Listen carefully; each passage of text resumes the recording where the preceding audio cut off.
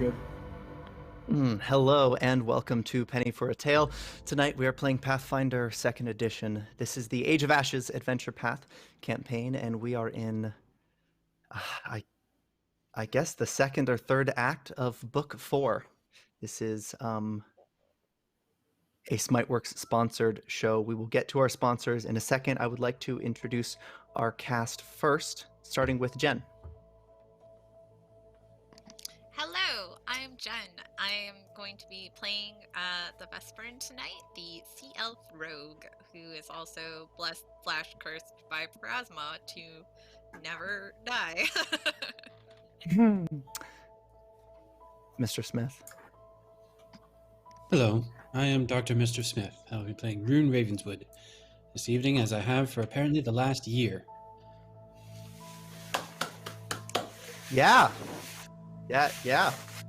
It has been our stream anniversary coming up on Tuesday. But Sam.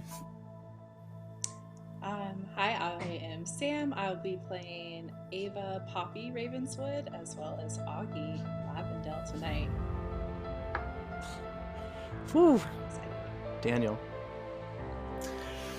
Hi guys, I'm Daniel. I'm playing Sailix Lavendale, who just keeps adding more and more names to his list, and I cannot wait. And James. I am James. I will be reprising my role of Waldorff Skysteel, the Dwarven Cleric, this evening. Let's see how much longer he lasts. He'll be fine. You say And that. I'll be Ian. I will be the Ian GM tonight. All right, so I want to thank Smiteworks. If you have been watching this stream in the past, you know we've used Fantasy Grounds Unity and Fantasy Grounds exclusively for play. If you are trying to get into a virtual tabletop, Fantasy Grounds is the best. Maybe that's my opinion, but it's absolutely fantastic. Go to fantasygrounds.com to check it out. Otherwise, if you like what you see, our maps are from Che and Piku. We won't be using any of their maps tonight, I don't think, but I want to give a shout out to Seafoot Games. You might see, yeah, there it is. They are on Patreon. They make absolutely fantastic maps, and you'll get a little bit, we'll do a showcase of what I'm working with tonight, but fantastic virtual maps you can use. They are print friendly, but you can use them virtually, and they've absolutely been a blast to work with. I also wanted to shout out to theonlysheet.com. If you have Microsoft Excel, it is an Excel-based character management and planning tool. It works for individual characters, a whole party. You can go 1 to 20, and it works for multiple editions of at least Pathfinder and D&D. Highly recommend it, especially if you're not using a virtual tabletop. You can use it in person. And then lastly, I want to thank Rock Narden and Michael Delphi for the music and ambient tracks, respectively. If you're interested in adding some flavor, some audio goodness to your game, go check them out. I will have links to their shows, their Spotify and their YouTube in the show notes. But let's pick up where we left off, shall we? It's been 6 weeks. You can see from the calendar, Abadius 12th. It was a wheel day. The party decided to plan. It's not time to go to war, necessarily. There isn't really any reason for it, but it's time to plan, because something's afoot in the city of Sagarak. 6 weeks later, a mission is underway.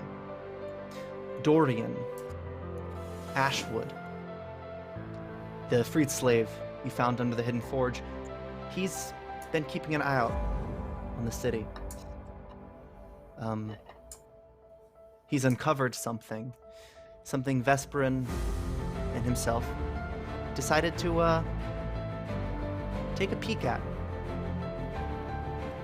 Vesperin, if I have it correctly, you've descended into this area not through the smelter, the furnace that processes the ore that's mined through these several winding tunnels, but instead rappelling down through a rope. Is that correct?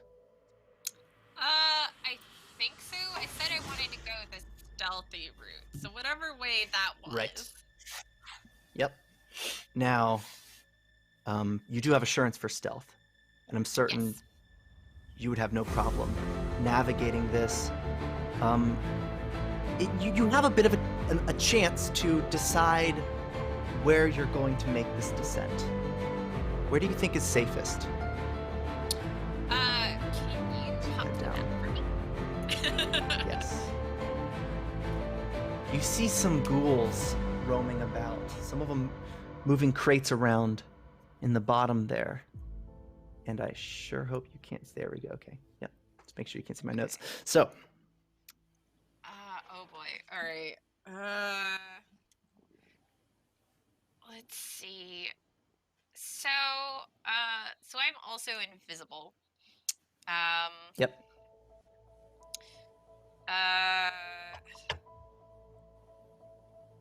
Let me think. Is this a Several thing buildings. where... Yeah. Where is Dorian? You're up top. I Which imagine you are up here. You're right about there. We'll blow you up for Excellent. reference. Thank You're you. over there. Okay. Can I go like here? Like, is Yeah. that seem like a safe spot? Yeah. It's a good spot to traverse. It looks like there aren't a lot of ghouls down there. Make your way to the ceiling. They're loading some crates up, but it doesn't look like there's anybody important here. Yeah. It's quite hot, and every time it gets almost so hot as to be unbearable, suddenly you feel a wave of relief. Perhaps something magical is at work here to prevent this entire thing from coming up in flames, especially with so much lava about. So, And What do you do? detect magic. Is it would that break my invisibility, or can I use that safely? hostile actions will break your invisibility. Detect magic will not. Okay. So then can I do detect magic to try to figure out where the source of like the cool stuff is coming from? Like if it's a person or a object? Yeah. Well, it seems to be built into this this structure. These Okay. beams running along from the outside of the crater to this sort of stack in the center. They look to be on the underside, crusted with runes. Somehow it channels the heat. A lot's at play here. It's organized, but also chaotic. But it doesn't look like it's been in use for quite some time. You imagine this mine was active before Sakarak fell. Might not be the case anymore. But like here seems relatively safe as far as vantage points go, right? Or at least as far as I can seems tell. decent. Okay. Yeah, a bit higher up, more towards Dorian, actually.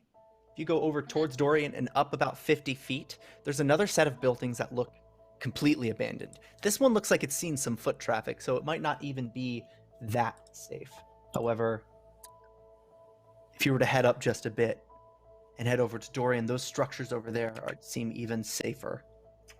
Okay. Then I'm gonna do that, and then like when she gets to like a safest place, like she'll tug on the rope of like, you know, in whatever Pathfinder version of like Morse code of like, hey, come down, cool. That's great. Dorian, you get the signal. Do you make your way down? Yes. He'll work his way down carefully. He's got Right. assurance in athletics, so it shouldn't be too much of a problem.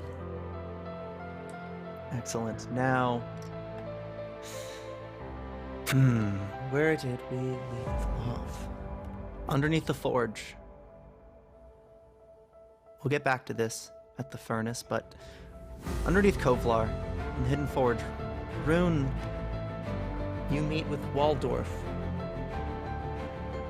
I believe Poppy is there. Maybe she's just arrived. Waldorff, what are you doing? I believe I was serving tea, if I'm not mistaken. Or are we backing To up the a Poppy bit there? Ravenswood. No, that's good. Yeah, Poppy and Rune have joined Waldorff in the forge.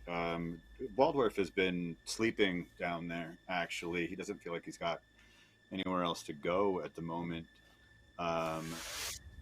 He's kind of living in a small room off to the side of the forge. And so his old friend Poppy and her brother Rune came down to visit. And so they retired to this small room where Dwarf was serving tea, and they were getting caught up. I believe they were talking about maybe going and getting a bite to eat after this. Yeah. Very domestic. Right. Well, it looks like someone's been seeking you out. A familiar face. Sailix. Lavendale, you arrive. You know how to get here by now. Go ahead. Oh, so looks like I'm missing the party.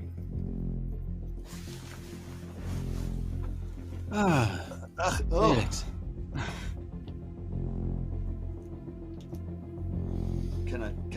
I am what thrilled kind you of happen to come by, my friend. Oh, he looks at the shield near Dwarf. Like, I had some questions about getting something made. Well, you've come to the right place. What would that be, But, Sailix? I'm sorry, say one more time. What did you want made? Oh, some armor. You see, all mine have 2 giant holes in the back. Not much point of armor if there's giant holes in it, you know. Well, you still have the nubs, so to speak. Would that be right? Oh no, he turns around. He's like, no, had Aghi take care of him. Oh, well, that's unfortunate. Ah, you know, easy come, easy go. Well, it ruins today a bit.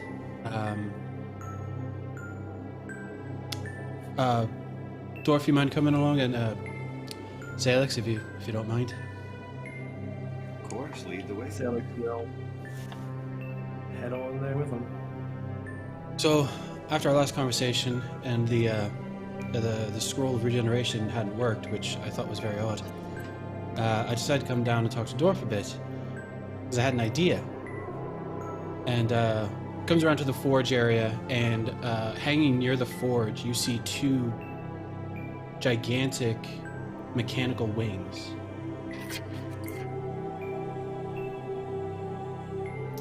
Now the metal work is clearly dwarven make. It is smooth. It is very clear that the wings retract almost like a backpack to the body itself.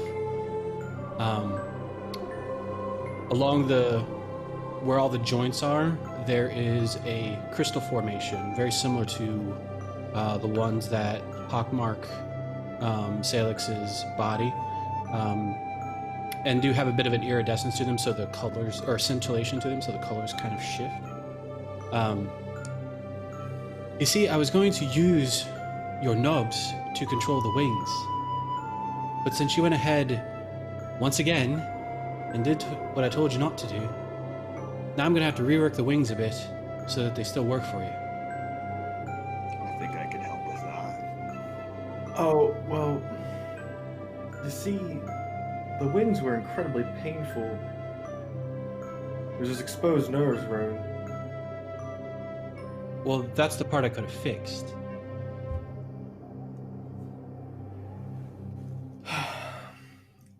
apologize. You're very impatient, my friend. It's been 6 weeks. Do you see the size of these Good wings? work takes time.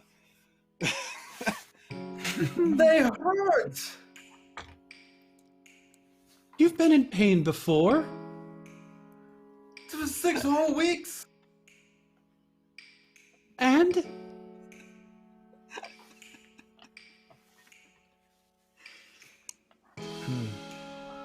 At any rate, the idea is that these the wings should fit fairly tightly. There's a bit of a harness there. However, the crystals I tried to make sure would match your whatever color you decide to be showing off at the time. So the wings will match your motif, being the melodramatic angel that you are. Wow. Well, you know, we all have our titles to bear. Yeah, I suppose we do. At any rate, they're available. It might take another day or so to tweak them to not actually attach to the nubs that you had, but they should still work. Well, how does giant heavy metal fly? Oh, Or- Dorf and I coined a term, mecha magical. All right. Yeah? No? Is that not? I'm intrigued. I like it. At any rate, Magical. the wings are each imbued with a little bit of the fly spell in order to accommodate the weight. But really, you should be able to fly as well as you used to. Should, being the operative. So, We haven't tested them yet. if you were to look back at Sailix, like, he has this now black mask that's over his face. It wasn't there before, but now it is this ever-shifting, it's like ferrofluid. It's just kind of rising over his face to mask whatever's going on behind there. Are you blushing? Are you... You've got a little something. Is this a new thing for you? Don't worry about it, wizard. I mean, I can't see your face. That's something to worry about. No, I Usually like it when like that. someone says don't worry, it's time to start to worry. Listen, mate, Dorf's right? And we made you wings. Are you smiling? Are you happy with them? Do you want to tweak? Or are you just going to stand there all stoic and faceless? In the middle of Rune speaking, Sailix will like hug him. Oh, I guess you're happy then. Rune, gives a hug back. I can't Right. let an angel not have wings. That wouldn't make any sense, would it? Nah, no, not at all. Anyway, enough of this. What were you lot down here having tea about? Oh, Poppy's here. Decided to bring Poppy over, so... Oh, right, Poppy. you said you had a sister. I did. I do. Met before. Oh, right. Sorry. I believe you hit on her last time. Did I now? Yeah, you were being particularly Sailix. Aggressive. Yeah. Right. Well, so Can't see your if you're face, free can I? later, let me know. As he kind of like turns his head towards Poppy. Dorf Oh, scowls quite darkly at that. Or not, Anyway, so we should talk about Vespa's random plan to go off and scout the location that Frowlerock's at, just by the way.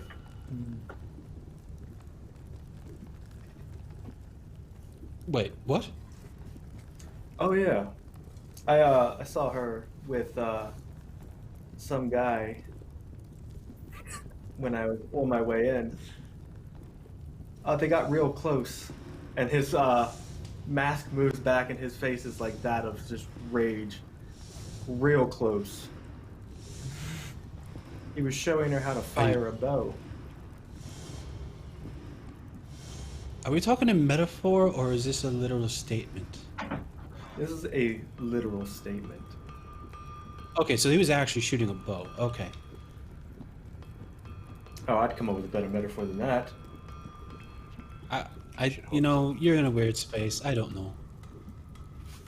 Anyway, I was told they're going to scout out the location of Foul Rock having a meeting with the man with the crown. The Shemricks? Sure.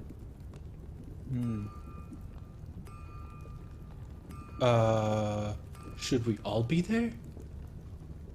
I thought We don't know that who would this be the plan Shemricks is. going forward. You know, Do you know where they As the went? crown Can of we King Hral, it can we should go be as now? many of us as possible, honestly. yeah, I believe that it was something about hymns drop, gins drop. Dinge drop? That one. I think it's an old mining pit. Well, wanna they're say it's headed near- there. Ian, is that near the crag? The crag. I don't know what that is. Or there's like a big... The slag. Isn't it a It's sort of. It is where I've put Vesperin's token. Din's drop separates the farming district from the guild district. It was where smelters would use easy access magma. There's also a mining operation inside. The last thing it was known for, according to the lore, was a desperate attempt to avoid starvation. It had been a few years without any access to food, and people found an easy way out. But that was 700 years ago, and right now it seems like it's being used as a meeting place, according to Sailix. But go ahead.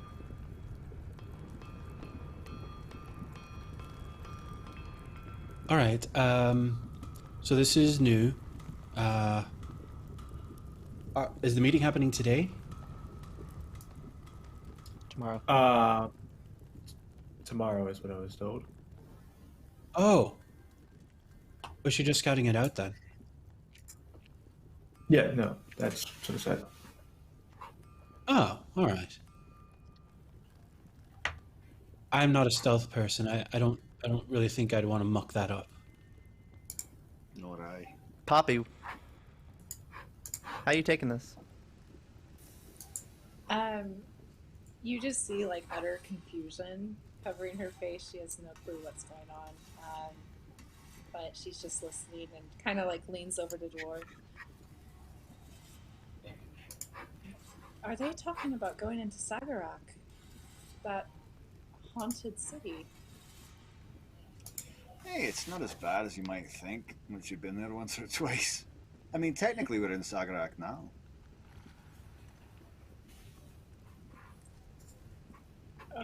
But, I mean, Okay. yeah, it's pretty nasty. Yeah, she's just utterly confused because Rune has not filled her in on anything. So, Yeah. need to know. To be quite frankly, Pop, I'm about half as lost as you, so you'll have to ask your brother about that. I'm just mostly That's along all. for the ride. Ask me about Well, what? that makes two of us.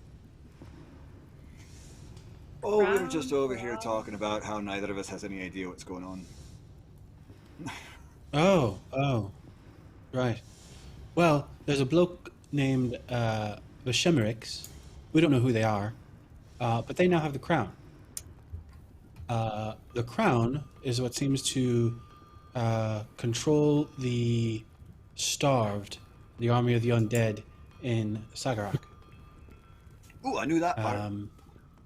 Yep. It would appear Falrock, the former lieutenant, general, however you want to, whatever rank you want to give, the right-hand man to King Haral, had stolen the crown and apparently is transported to this Vishemerix, which in and of itself is an interesting scenario, because if Falrock took the crown but didn't want to use it for himself and specifically took the crown to give to Vishemerix, I'm very concerned about this Vishemerix person. So, as we've just learned, Falrock, the person who stole the crown, and Vishemerix, the person who has the crown, are meeting in Din's Drop tomorrow. Just tell me what you need me to do, Rune. I'm here to help. And don't say to stay here. Oh. It's not an option, huh? No. Ah, fair. Brother can hope. Well, you can either stay here with Dorf, or I'm not staying anywhere. you, or not. Seem to be assuming a lot. I do sometimes, yeah. Educated guesses, you know, that sort of thing. This is the fate of Kovlar we're talking about. You're not leaving me behind. Oh, well, the fate of I'd love Kovlar to is have apparently you going to be at the happening top. tomorrow. Today Oh, is a scouting mission. So, Poppy, if you were up for Oh. scouting, I suppose you could go meet up with Vesperin. I wouldn't want you to go through there alone, though. Brother, you know how quiet I can be. I've scared you a number of times, if you do remember. This is true. I can give you a little bit of invisibility, give you a head start. Alright. If that's where you think I need to go. If it's being quiet that we need, you definitely want to leave me behind. This is true. All right. Here's a couple things. Let's head to the wall. So get you as close into Sagarak if this is what you really want to do. I'll toss a couple spells on you, and you can head off there right quick. Sounds like a plan. So Rune will walk with Poppy to the wall. Sailix, I do want to have a chat with you back at Alcetta's ring before too long. So if you don't mind heading back, you know, probably before tomorrow. Sailix, if you want to stay behind and I can help you into these wings and see what kind of adjustments we need to make, that way I can let Rune know what we need to do to get them just right for you. Absolutely. It'll only take a couple of minutes. I have a few things I want to ask you, Dwarf. One-on-one. Nothing bad. Oh. Happy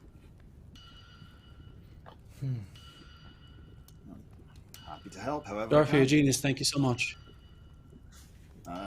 It was all you, mate. I just held the hammer.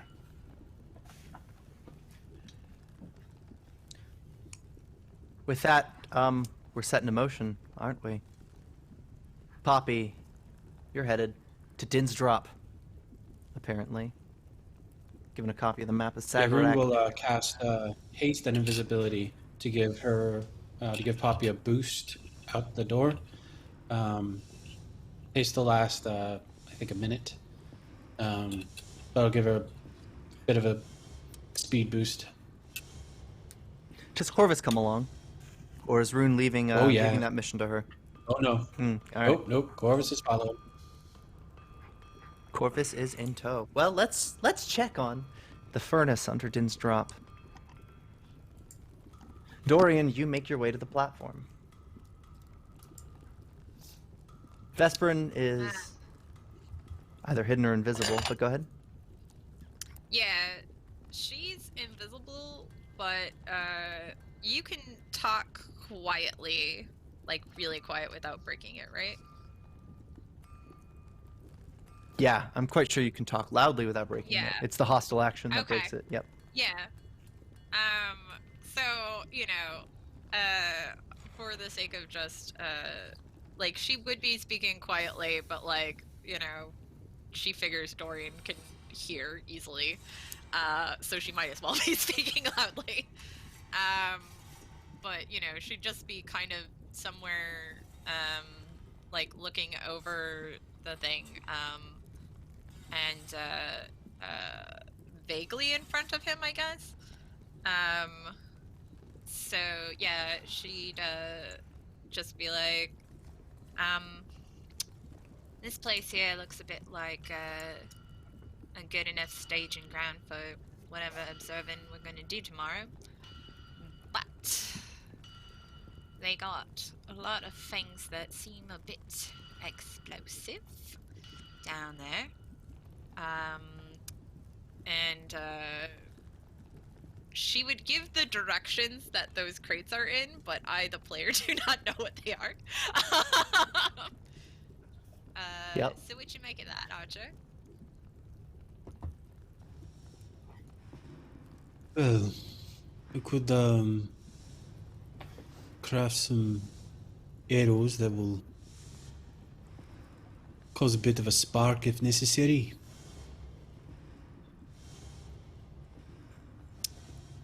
I could hit it from here. I think we Perception want check from someone both of you. else. Okay.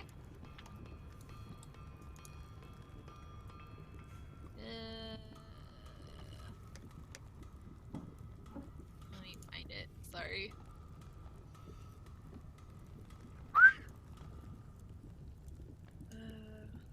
Are we rolling into the tower? Yeah. If you'd like. Dorian, you missed it by 1, but a critical success increases it. You you see something you really shouldn't have seen from here. It looks like somebody is watching you. Or looking down from above, from the edge. Staring into the pit below. We have a visitor. Well, A woman in white garb. does Vesperin recognize her? You can barely see her from here. It's an extremely hard sight to catch. A blip. Okay. A speck from here. The silhouette of a very small person, very far away. It could be Morta, who knows? The white garb. Could be Pharasma. Ooh. I hate you, Ian.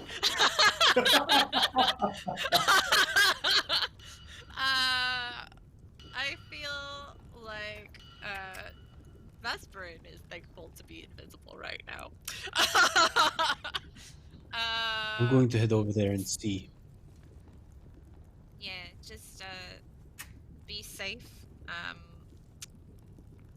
Do you want me to try get a bit closer to things, or you think this is what we need? No, this should be fine. I can see what I need from here. He hasn't taken his eyes off the form in white. I am, however, going to see who's looking at us. You So do you're that. headed up. I want to check on.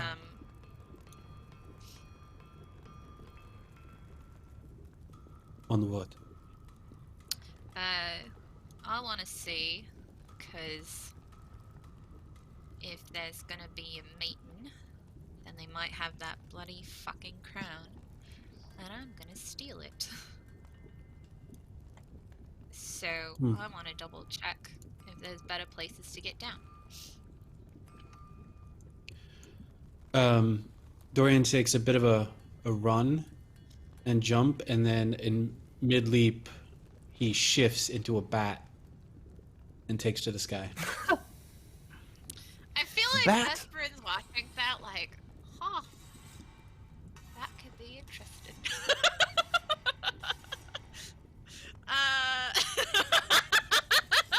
Oh boy.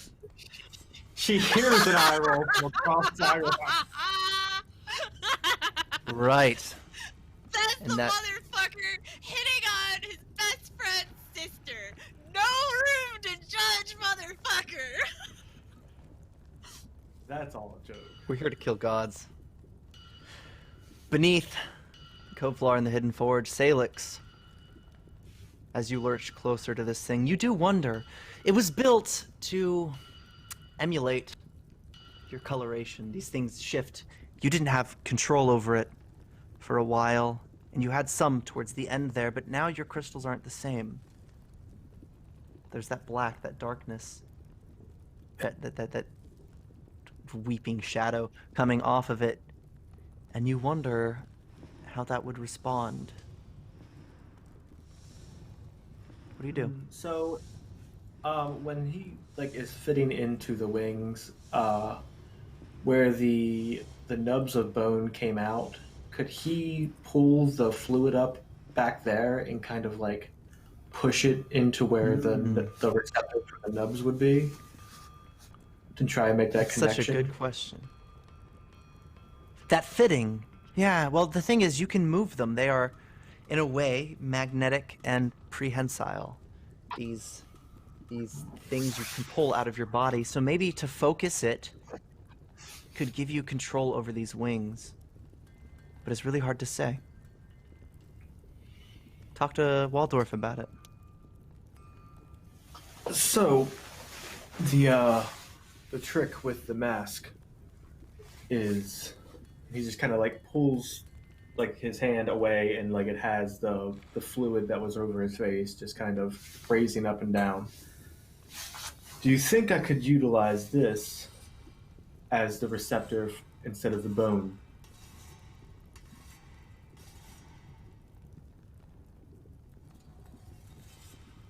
You're muted.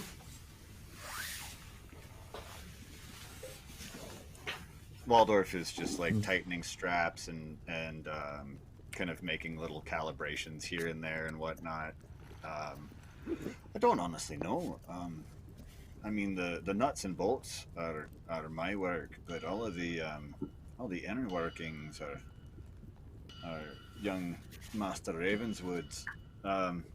How much control do you have over that stuff? And he kind of his nose curls a bit at it, but he's kind of behind Sailix's back, so you can't really see the distasteful look that he gives it. I honestly don't know. I suppose anything's worth a try. Well, as far as I know, full control? Maybe not. Been practicing with it for the last 4 weeks. Give it a wiggle. See if it works. Well, here goes nothing. Hang on, wait. and- Let me step back a bit and I can get out of the way. Just in case. Nothing. No, not gonna explode or anything. Probably. And Sailix will try to push the black crystalline fluid into the back of the wings where they're supposed to be. As you back into this thing, it's mounted on the wall. Letting it, with only a thought, as you've been practicing for a bit over a month, it pulls in those cupped fittings where it would accept those nubs. They weren't fitted properly, but instead these things seem to pull them in. That magnetism suddenly branching out, matching the hues of the dark, slightly purple tinted crystals along your face. It starts to change and transform. These things were meant to look prismatic and bright and brilliant. Actually, not much unlike Shellen. But instead, you got the wrong sibling. These things turn dark, dripping black. For a moment, like an entire void. The absolute absence of light. Suddenly, the sheen of the metal returns. There's darkness and swirling. You can tell they're mechanical, and yet they drip with shadow. Waldorff, you didn't notice this until now, but as Sailix stepped over, to lean on the back and let this thing fit itself onto his shoulders. Before he put them on, his shadow cast wings as well. In fact, you only realized long before he fitted it on. His shadow seemed to have wings to already match it. Maybe it was your eyes playing tricks on you there, but Sailix, you feel good. Real good. Well, Be a bit well, dark. well. If the wizard didn't do it again. Hey, they You seem have to my- fit you. You have my thanks, dwarf. Now, what I want to talk to you about, other than this. You know, these fine wings here, they deserve an armor to go with it. I want you to make the best suit of armor you've ever made. I'll get you whatever you need. And he'll produce, like, out of his pocket, a piece of blackened metal that kind of shines like the wings with an ever-flowing void in it. I can get you more of this. It comes from the plane of shadows. I don't think I've ever seen anything like it. He'll sit it down and back away. There's plenty more where it comes from. Hey, that'll be a challenge, but I think I'm up to the task. What style of armor would you like? Chain, plate, scale? What are we talking here? Full suit? Just a breastplate? We can go over the details later. We'll start with a full suit of plate. Let me know the amount you would need for that. Kind of gestures over, kind of just to the side of where you're standing. Somewhat like that, perhaps. And you see a set of dark plate armor, dwarven sized, so it wouldn't fit Sailix, but it's kind of a shiny black, almost textured to look like stone, with a large blackish kind of dark colored warhammer resting next to it on a stand, and it's probably some of the finest work you've ever seen. Yeah. I could do you one Something of those. like that. Dwarf, I want you to make the finest suit of armor this realm has ever seen. Well, you're already looking at that. I'm gonna have to do one better. Yeah. And Sailix will kind of like flex his shoulders back like he used to spread his wings. And if you don't mind, I want to take them for a spin. Take him for a spin. I've got to get acquainted with this wee darling that you've brought me. And he picks up the ingot and just starts kind of turning it over in his hands. And oh, this will be interesting. That's for It sure. probably exudes a lot of cold from it. Which is quite cold to the touch. He like holds it up to his cheek. He's like, "Oh, that's nice." Oh, and Talk Dwarf, to me, love. Talk to me. Mm-hmm. I have a few other things that I've collected along my travels. I'll bring them to you, but this stays between us. The wizard probably wouldn't want us messing with this.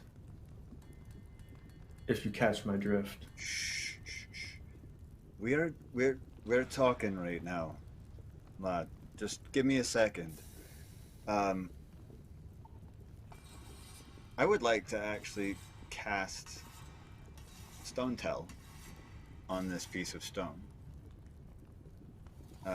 It reads, you can ask questions of and receive answers from natural or worked stone. While stone is not intelligent, you speak with the natural spirits of the stone, which have a personality colored by the type of stone, as well as by the type of structure the stone is part of for worked stone.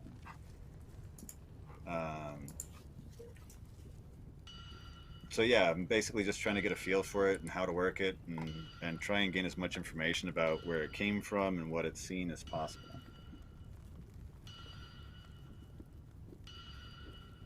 Yeah. Just More on for that. my future roles with that. Right. Dorian. Vesperin.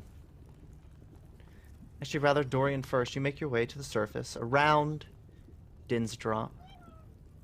Stealthily. Poppy. You might not have even seen her, even once yet, but doesn't smell of undead. She seems to be trying to find a way down. As you arrive, go ahead.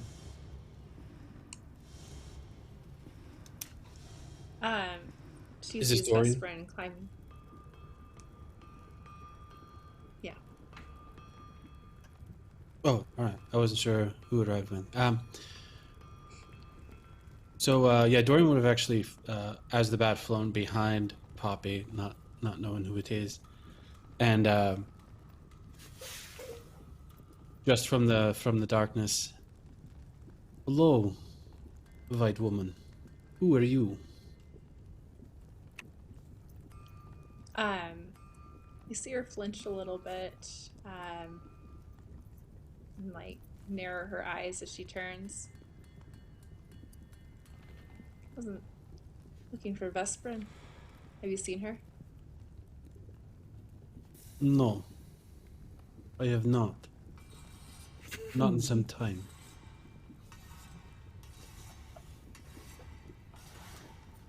You're an interesting one. Who are And you? she takes a step closer to him, and He takes a it's step just back.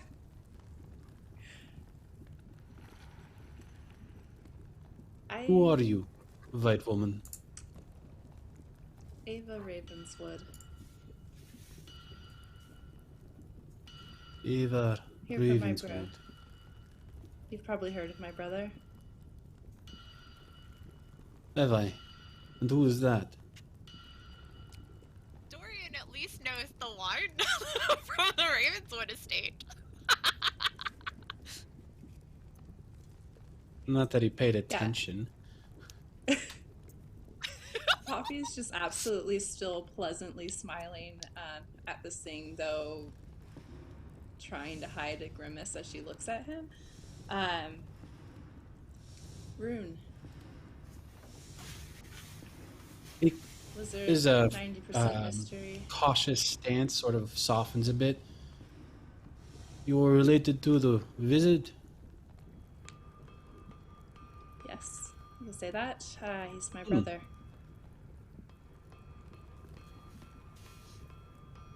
He is an interesting man, your brother. He gets around. Hopefully by traveling is what you mean. Honestly, I don't know. Voz was very passionate whenever she spoke of him.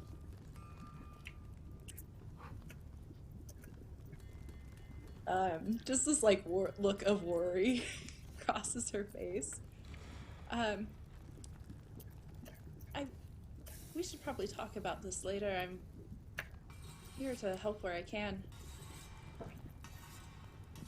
What do you do, Miss Ravenswood? She motions to. She shrugs her shoulder where a bow is slung over it. Oh, a fellow archer. Interesting. Very well. He goes up to the edge and points out where the Vesperin had apparently eyed some explosive barrels. And he will also point out where he last heard her. But he believes that she was going back down into the pit a little bit to find a spot in an attempt to steal the crown. So more about this crown then. Lead on. Please, Tell me what you apparently need to do. so. How good of a shot are you?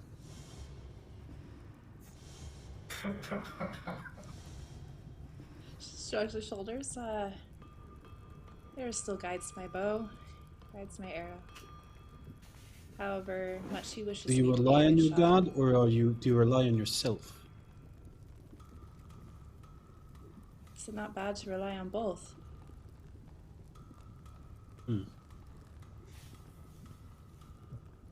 All right. Where do you feel is the best perch to overwatch our friend? She'll You tell look me up where at you should be.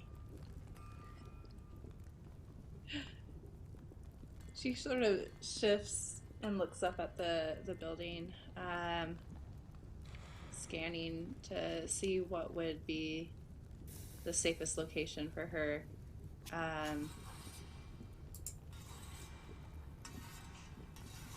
And yep, I only have my map up here. Yeah, no, it's fine. It's tricky. It's hard to tell. There are so many candidates, and it has a lot to do with where these ghouls might be coming out of. But sort of like clockwork. You see them moving in and out of different buildings. They're bringing some crates into the center here, and you can't see it very well from how high up you are. But higher up, it seems less busy. There's a good spot. You don't know that's where Dorian was, but there's a good spot to the north there. Yes? Ian, am I able to get close-ish enough to see what is in those crates, or are those just the explosive crates? It's a mixture. I mean, it looks like there's a bunch of Okay. stuff. Only some of them seem like they're explosives. They're marked subtly, so as Okay. not to accidentally blow anybody to bits. But you know the mark, so you know it's explosive. If you want to get closer, you can. Okay. However, I believe if- your invisibility's to run out soon. Yeah, I have like 10 minutes, I think. Yeah. So yeah, like, basically, you know, again, she would just kind of like go around the perimeter, or at least the inner perimeter, as close as she can comfortably feel safe, roof jumping and stuff. Right. And you know, just kind of getting an idea for how many numbers and stuff like that. But yeah, otherwise popping the fuck out. Yeah. So, you can make a perception check for me. If you do exceptionally well, you might glean some things, but this stuff just looks like maybe goods just being smuggled around. Okay. Stuff hoarded, perhaps. Oh,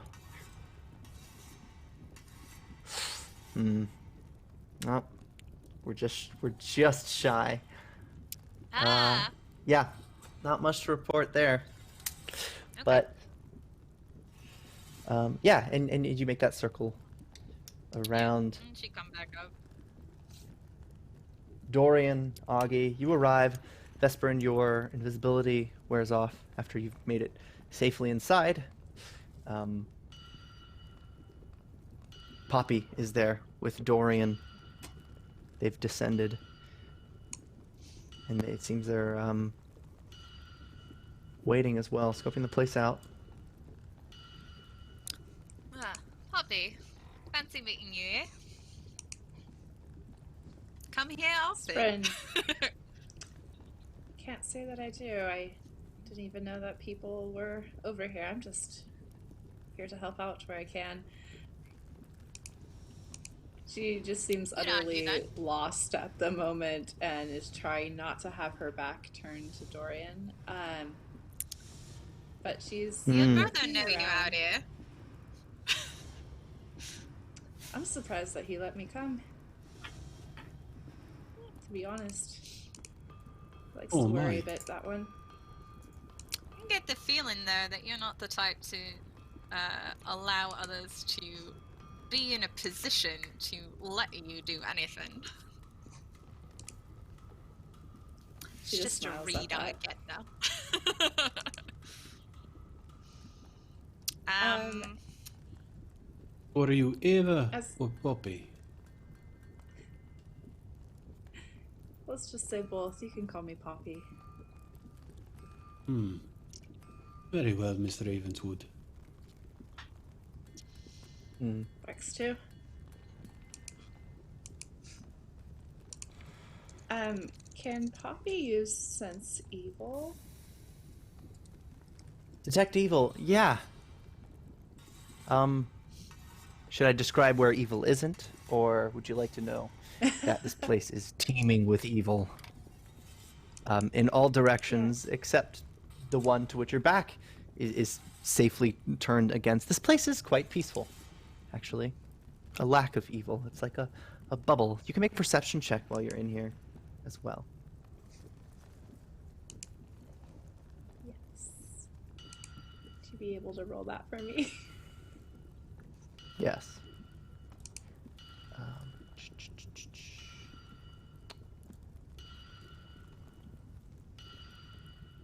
And you do see,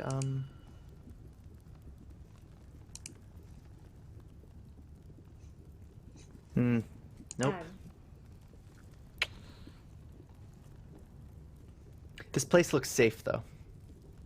It's looked like it's been forgotten. Nobody's moving anything anywhere. The ghouls have made several patrols already, and no one's touching this place so far. It's quite high up. This gives you a chance to plan and prepare. Yeah, she seems to Is everything calm all a right, little bit. Mr. Ravenswood? I should hope so. But Sylvester and this crown Yeah. seems to be of great importance. It sort of controls a small army of undead. So I want to steal it. Alright. Seems How do we like make it'd be that a bit happen? better. Well, I think that if we can make some distractions and draw their eyes a bit elsewhere, then I can get down there and hopefully luck is on our side and quick hands, get the fuck out, hope for the best. Drinks at the tavern.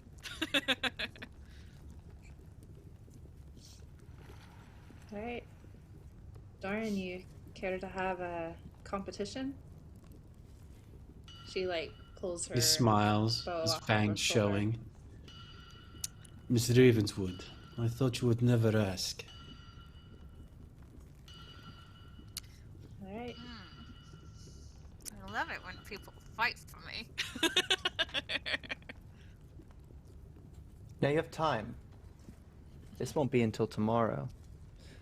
It's hard to keep time in a place like this, but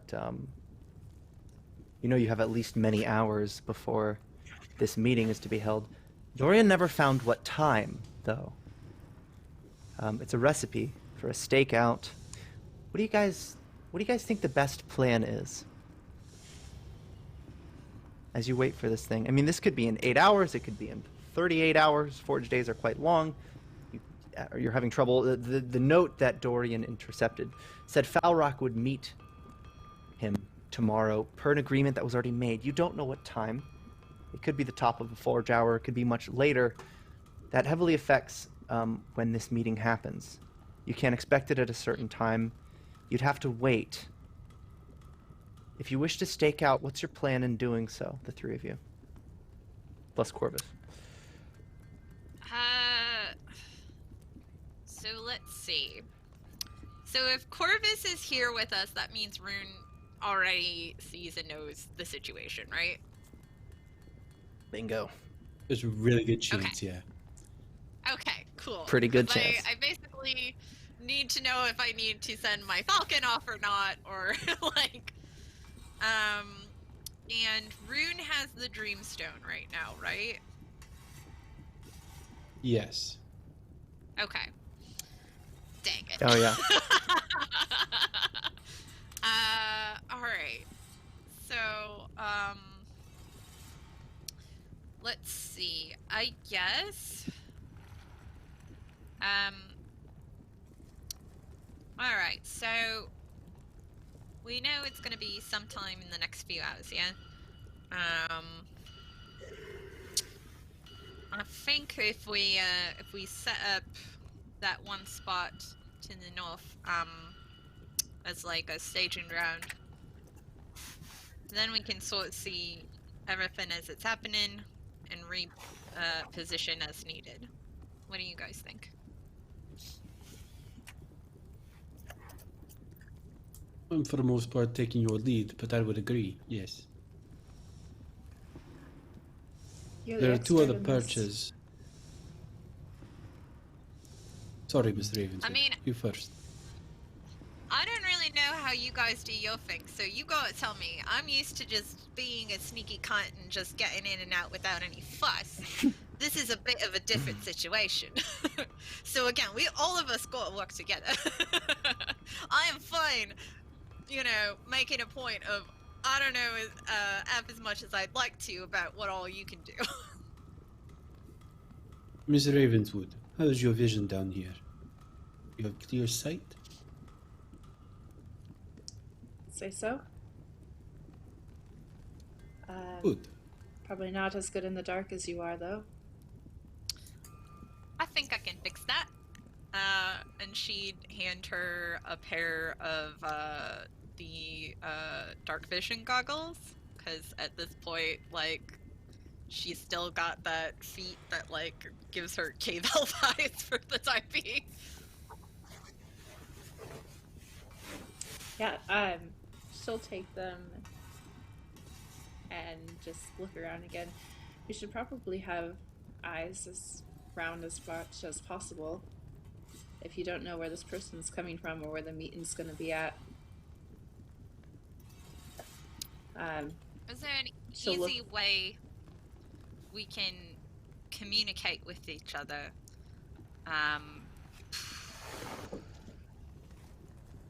So, Vesper knows that Moon has taken it upon himself to cast telepathic bond across most of the party every day. Oh! And it lasts most of the day. Okay. So, she would ask if Poppy and Dorian could be in that, or how that works. Question for Corvus. He would... Yeah. Hey, bud. Can you get them on the mind meld thing? Oh, yes, of course. Right on. It's very warm here, I like it. Me too. I love that. Oh, no, apparently this, this brain spell of his can only affect so many people. You would have to take people off to add dead man walking over there. Now, let's take it to Rune then real quick. In the middle of this conversation, real time, Rune, where are you in Kovlar? He would probably be heading back to the forge to meet back up with Sailix in order to drag him over to Elsetta's ring. The silhouette of Sailix as you remember him before the tragedy emerges. Not discreet. This isn't subtle. He takes to the sky again. The wings. He somehow made them work. No fittings. No way, Dwarf, there's no way he could have done this in just minutes. However, he's up in the sky. As he gets closer, the silhouette reveals itself not to be a silhouette. His form darkened. But go ahead. Rune will similarly take to the skies to meet up with his angelic friend. Sailix. Sailix kind of turns slightly facing Rune. Wizard. They work. Silhouetting across Rune's back are gigantic raven wings. Sort of ephemeral in nature, but there nonetheless. Seeing Rune's own wings, Sailix is like super curious. So he goes up and he's like poking at them. It's like, It goes right through them. They're not really there. He kind of leans back. See, you can never let yourself be one-upped, huh? Oh, never. I told you. You can't out-dramatic a wizard. Oh well. I How have did an you get the eternity wings of to work? trying.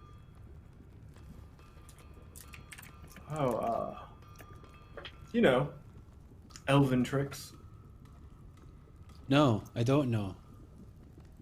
Tell me. So he holds his hand up, the gauntleted crystal hand, and that black metal that's over his face kind of like swirls around it in different patterns, just like this. Shadows mixing with the crystal, isn't it? Something like that. Is this what you want, Sailix? Or is your brother seeping Why in? don't... He laughs at that. Well, I don't see a problem with it right now. But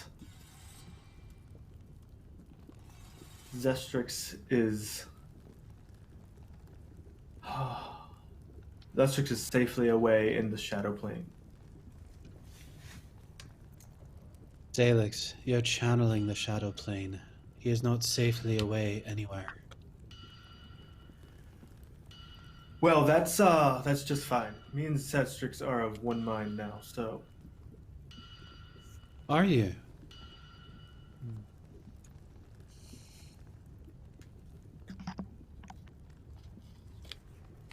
Yes. As I recall, Zestrix was a murderous psychopath. We've Are you murdered saying you're plenty now a of people, murderous too. psychopath? What was that? So I've murdered plenty of people too. That's true, you have. Yes, but you're a lovable psychopath. You, however, are not a psychopath. A bit off kilter, maybe, but I would never consider you a psychopath. You have too much guilt on your shoulders.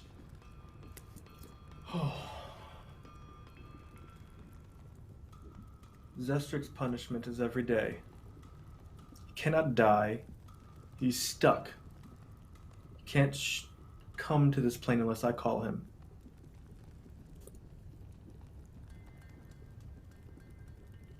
And?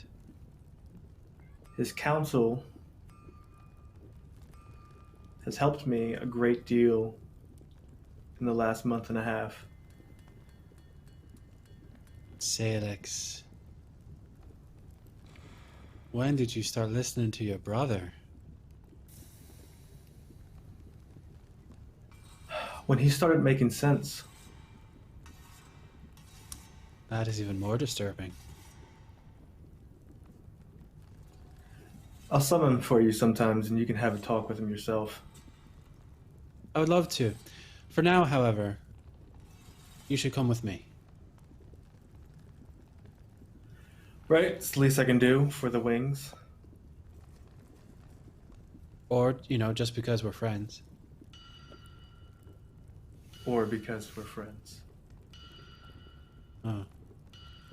To the ground, please. Makes this easier. Your call?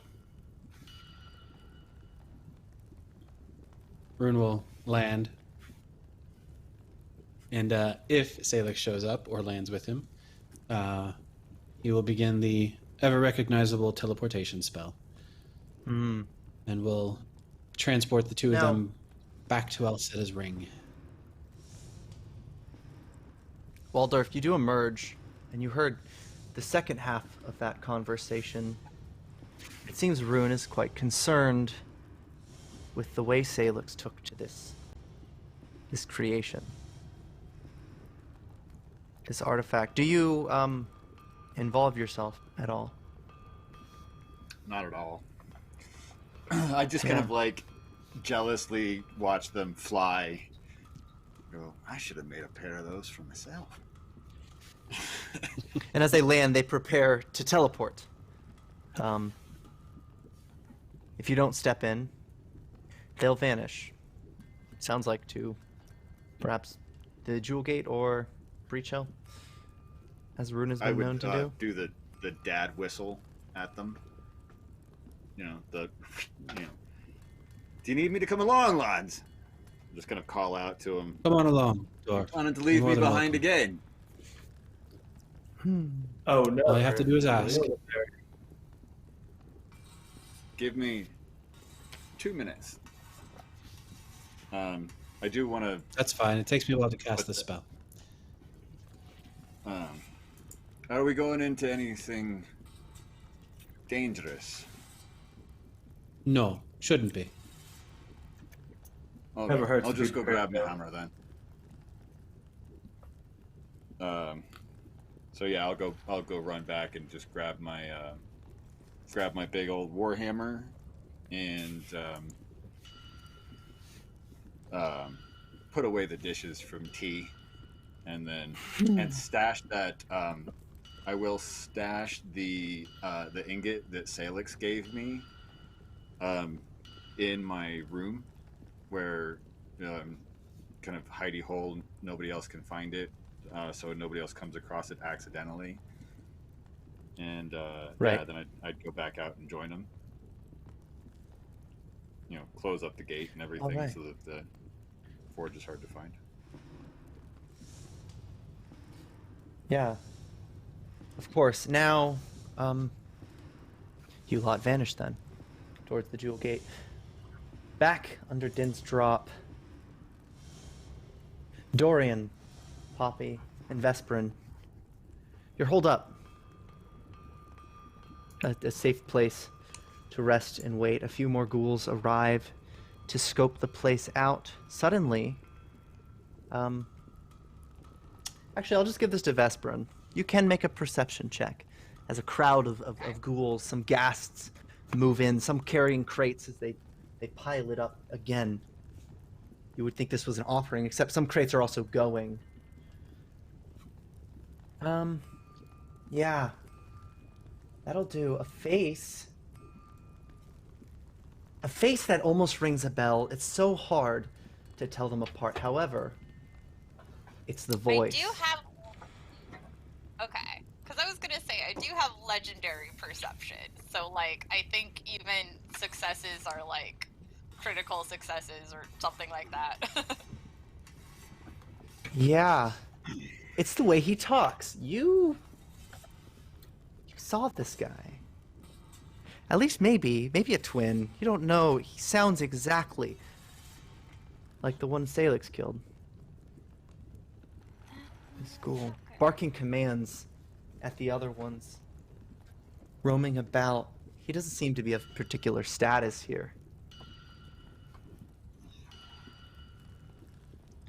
Well, that's But he scampers along in the center. What are you doing?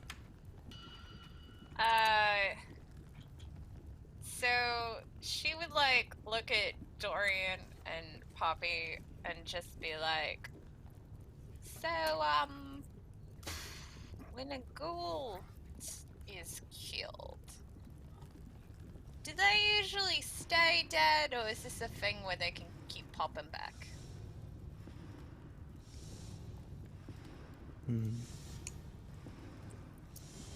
I know nothing of the dead or the undead, really.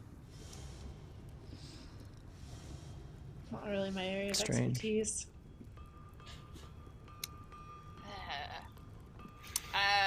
She would go to the telepathic link, to the party and be like, "Hey, though,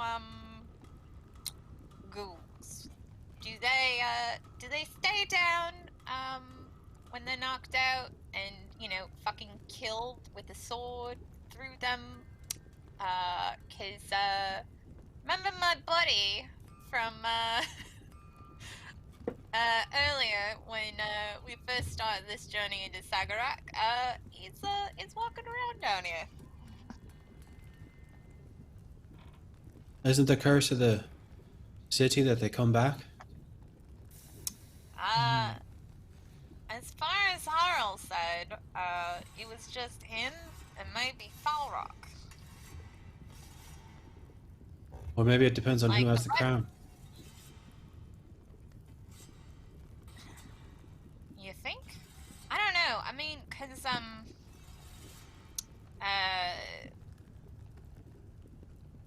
it can't be all of them, 'cause otherwise Kevlar wouldn't exist, yeah? Rune, you will recall, historically, Koflar was carved out. They fought the undead that lied there, and they managed to clear the way. You know ghosts and the ethereal, they need to be put to rest often in order to be killed permanently, but to be made of flesh, undead or otherwise, typically to die is to have a body that no longer works. Falrock was nearly split in half. I mean, not Falrock, Deadmouth. And it doesn't sound like typical of undead to survive that, unless they're reassembled somehow. The core answer to the question is, undead usually stay dead when they've taken too much damage. That being said, they can always be put back together and risen again. So, if it is not the curse and not the owner of the crown, then someone else brought it back. Okay. This might be one of those things you're gonna want to tell Morta, 'cause, you know, that's like her whole area. While you're saying that, you see emerging from the entrance to the furnace to the south, walking slowly, it's Falrock. Stocky, short, and smiling with his brutal teeth. As he emerges looking at his little workers here, examining the goods. No one you imagine would be Vishumarix, and no sight of a crown, but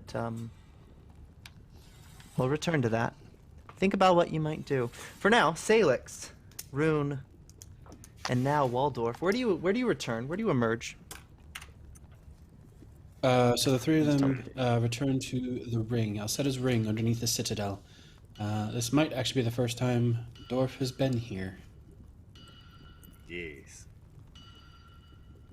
Oh, just out of curiosity, am I part of that telepathic conversation? Or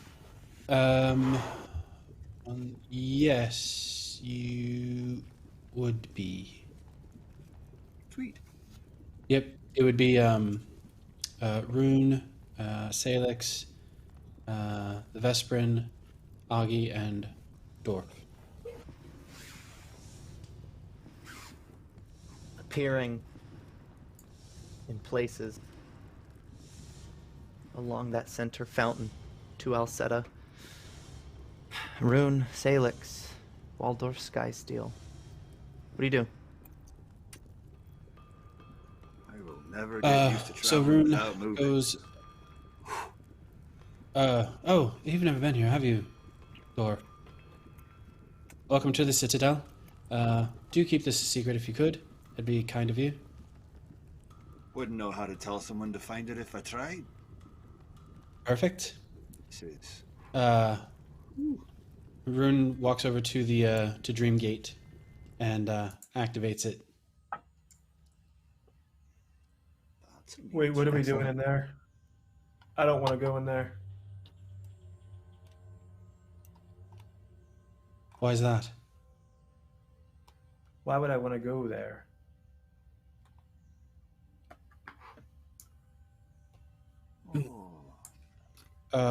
Ideally to say goodbye to a friend. I said goodbye to my friend. Why would I want to go back? Definition of insanity wizard is doing the same thing over and over again, expecting different results. This has nothing to do with bringing anyone back from the dead. I'm not trying to bring This has anybody everything back to from the do- dead. This has everything to do with going to the way station and being within Desna's space. Because I believe Kellen's spirit might still be there. And you and Kellen can hash out whatever you feel you did.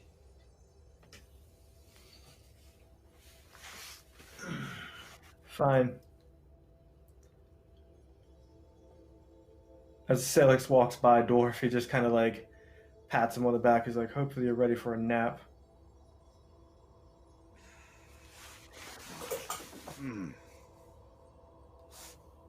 Rune will go in. I'm just kind of like wide-eyed staring around, looking at this giant gate covered in stars and butterflies, going, what have I gotten myself into?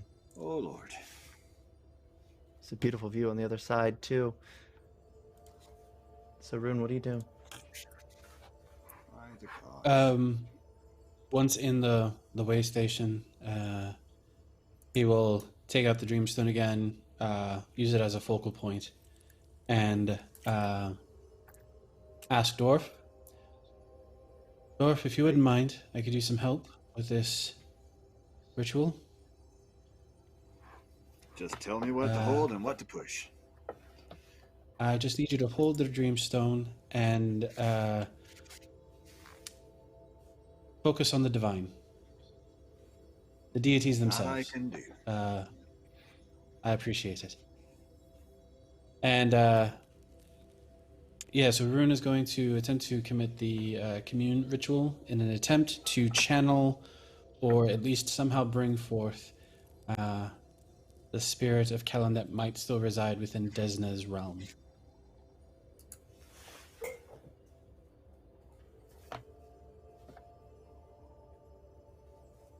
Portal opens.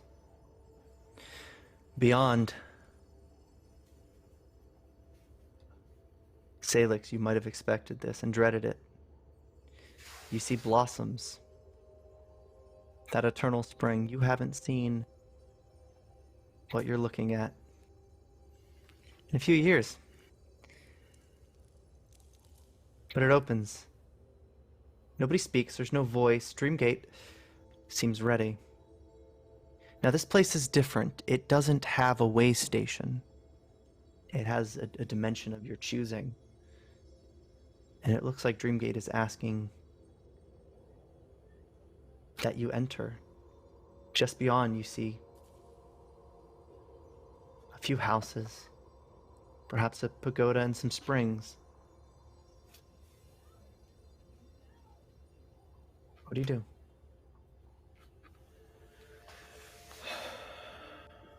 His mask flows back into place. I will never get used to that. And he Shall will we? walk through the gate. Oh, Now, don't does leave Rune me have to behind. stay focused, or can he walk through as well? You can walk through. Okay. So we'll put you in the way station. You know, if you truly wanted, you could head to Kintargo, somehow on the other side. Dreamstone is quite tricky.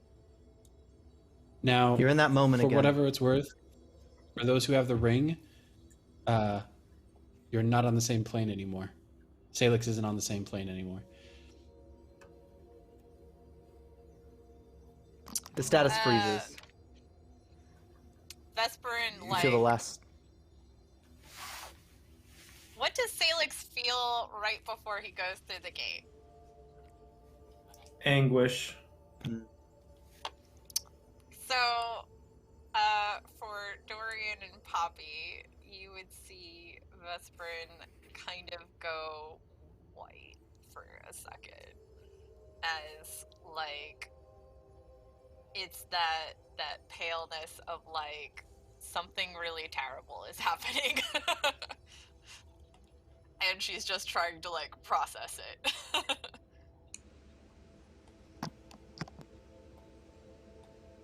Good. Sailix, what do you do as you arrive?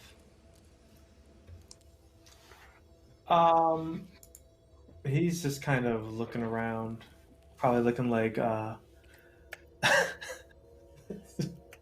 probably like John Travolta from Pulp Fiction, where he's just like,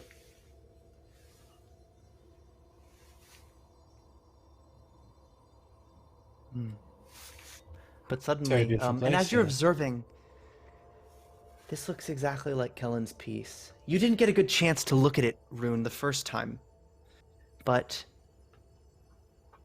this place looks identical to the place carved out in the mountains in Tianjia.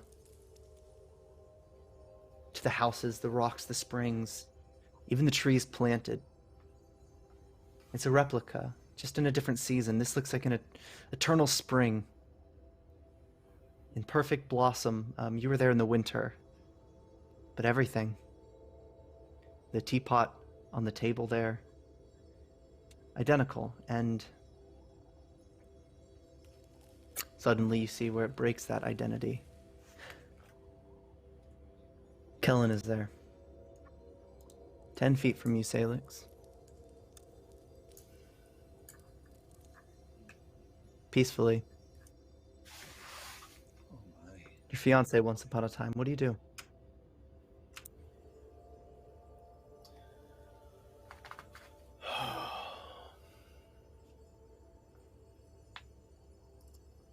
Kel,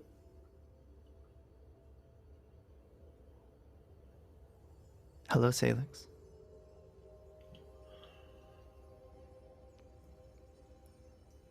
thought you were dead.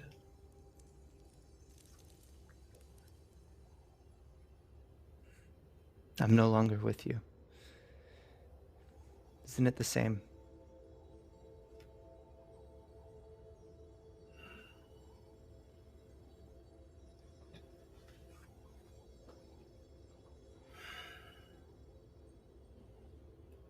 What do you do?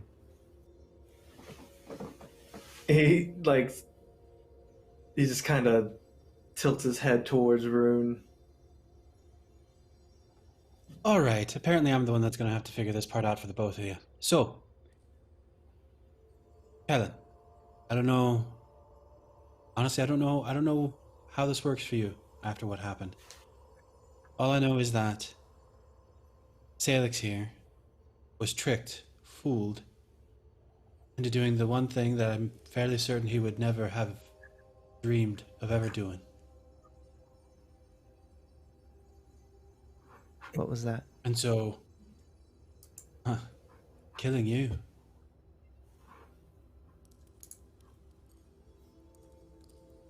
He takes a step forward and stops. You hear the sound of glass crunching under his sandal, and as he looks down, a bell jar on the floor, shattered, and what looks like a heart just exposed. Now, I remember Between what them. happened here. I saw it. I saw the choice that was At made. That's the first time Sailix heard Rune watch that moment. His mask recedes, and his eyes are now all black. You saw what? I'll just be over here.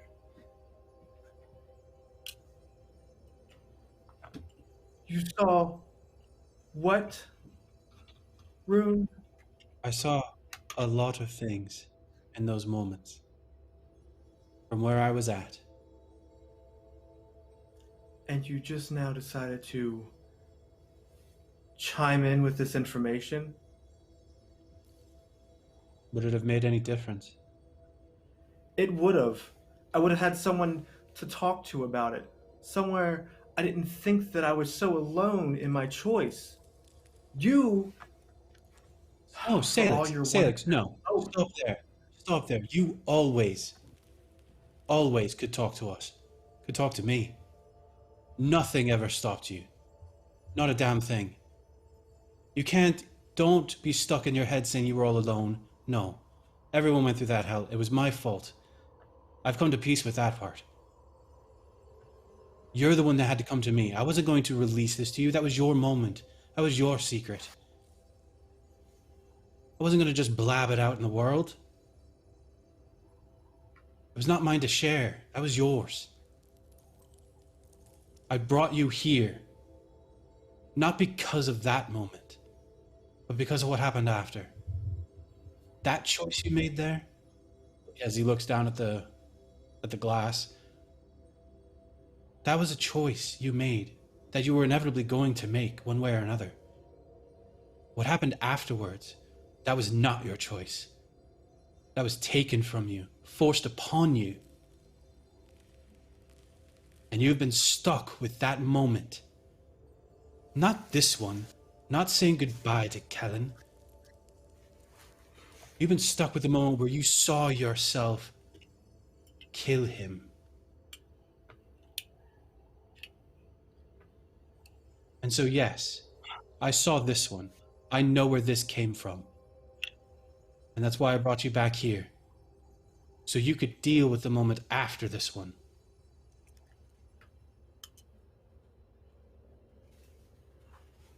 It wasn't don't you, yell at me. Sailix. Say again, I'm sorry. I couldn't hear you. It wasn't you, Sailix, Kellen would say.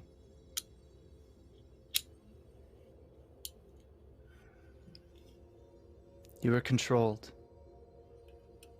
Your body did it, not you. He looks at Waldorff.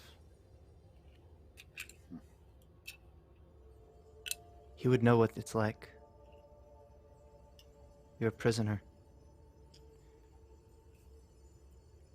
In your own Just kinda body. stares at his feet.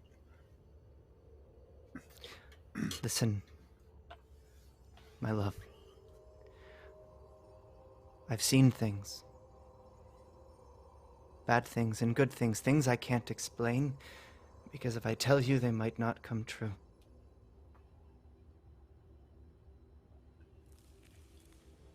Time's a sweater we've tangled up here. You'll soon learn. I knew you were a god killer 100 years before this wizard was born. We raised Varys, we raised Will. And I knew this would come. I dreamt of it. Many times. I've already forgiven you for it. Decades before it happened. And I did my part.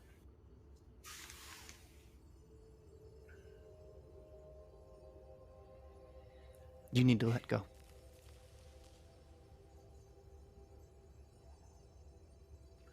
Kellen, since you know everything, you'll know what my next few actions are going to be. So, shadows start to spread out from Sailix's feet in all directions, as if infecting the land. Boy, oh So, my love.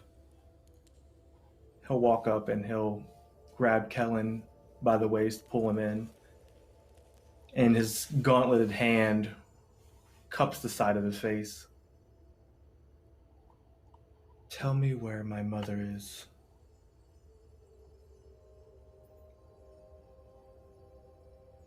She's looking for you too, you know. Then She'll help come. me find her. A tear rolls down his angular cheek as he shakes his head. No. Right? Sailix. Sailix will kiss Kellen very deeply. And like you would see a tear roll down his face, but it's that same black fluid that covers his face in a mask.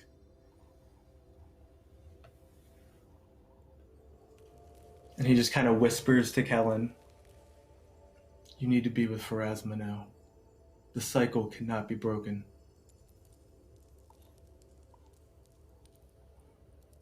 Can I cast I Calm love you. Emotions? And Sailix will, like, you'll see shadows spider up Kellen's cheek.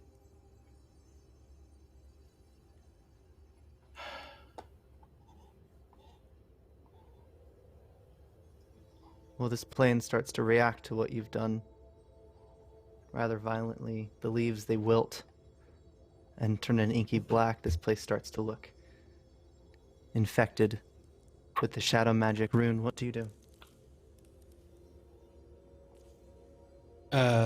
Make sure there's still a way out with the gate. Yeah. Dream Gate's right there. He's really looking at Kellen, who I'm guessing did know that this was going to happen, but I guess it's more of an insight check on Kellen's face. Is this something he was expecting, or not so much? He seems to expect it.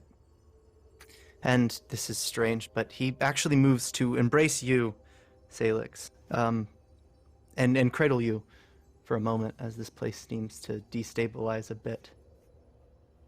If you accept. Yeah, no, he wouldn't push him away. Yeah, He and would, he's smaller than you, but he still attempts to sort of hold you in a way. And he looks to Rune as you're tucked in, but go ahead. Sailix, like, kind of on instinct, wraps the mechanical wings around them. Excellent. And he turns to Rune. And he whispers out, but it travels perfectly. Everything's connected. You do well to find Lamond Breachton, Rune. And as Sailix moves to wrap the wings around, the mechanical wings continue because Kellen disappears.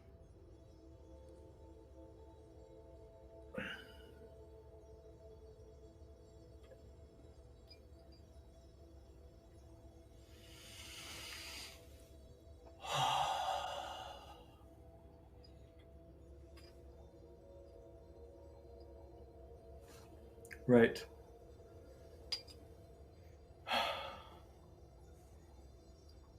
The cycle can continue. Let's get out of here. Before we leave, Sailix, is there anything you'd want to talk about?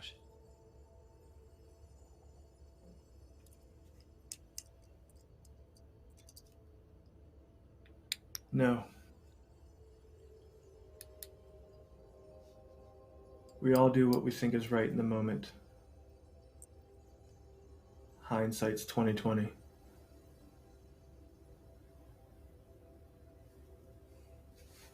Nothing to do but to You know, move forward. Sailix Lavendale. I don't...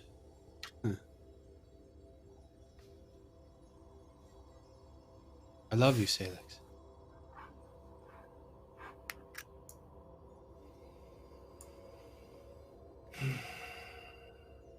And I will always take care of you.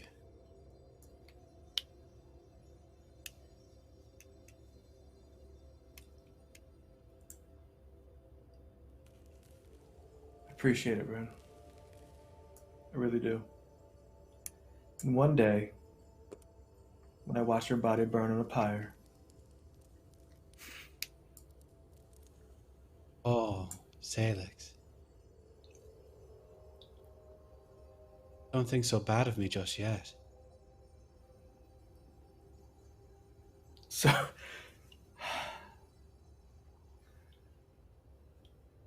one life-changing experience at a time. We should talk about this brother of yours now.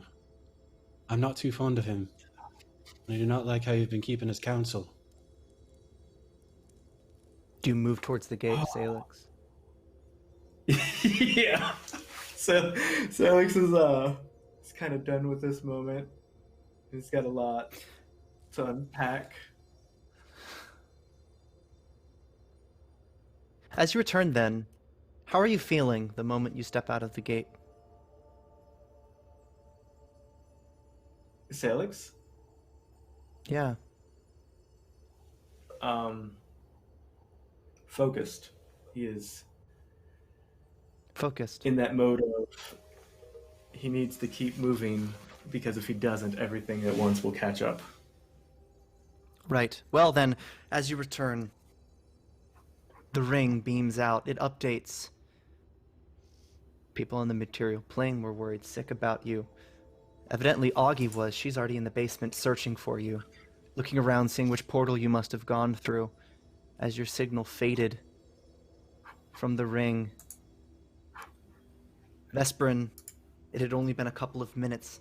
Likely you were already on the ascent to make way back for Jewel Gate, but suddenly he's returned. You feel that feeling. Focus is how you describe it. He's okay. And he's somewhere on the plane.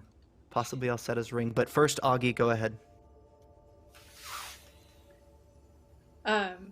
Aghi just sort of like whips around, sees Sailix and like lets out this sigh of relief.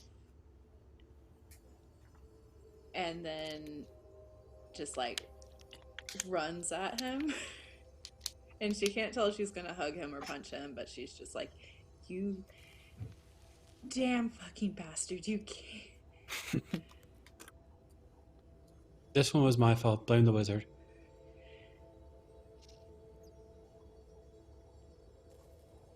Don't do that. So I had nothing to do with it. Yeah, poor Dorf was just a bystander on this one. Don't blame him.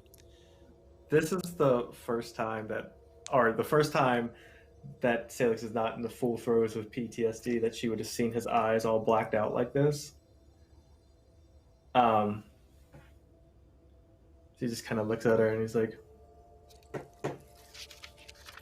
"The wizard did me a favor."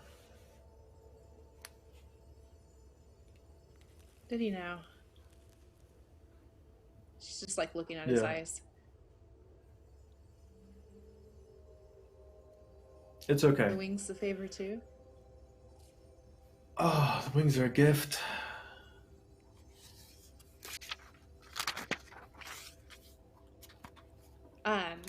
She'll like reach up and like put her hand underneath his eye.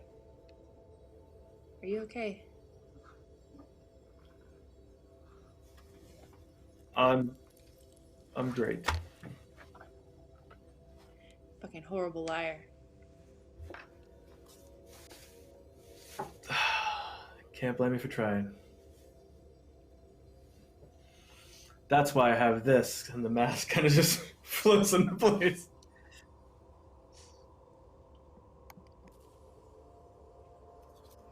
He just shakes her head, rolls her eyes.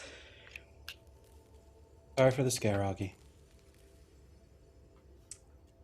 Wasn't scared. No, Sorry for the worry. fine. Just, yeah. She backs away and looks at Jewel Gate. Suppose you guys are going back then?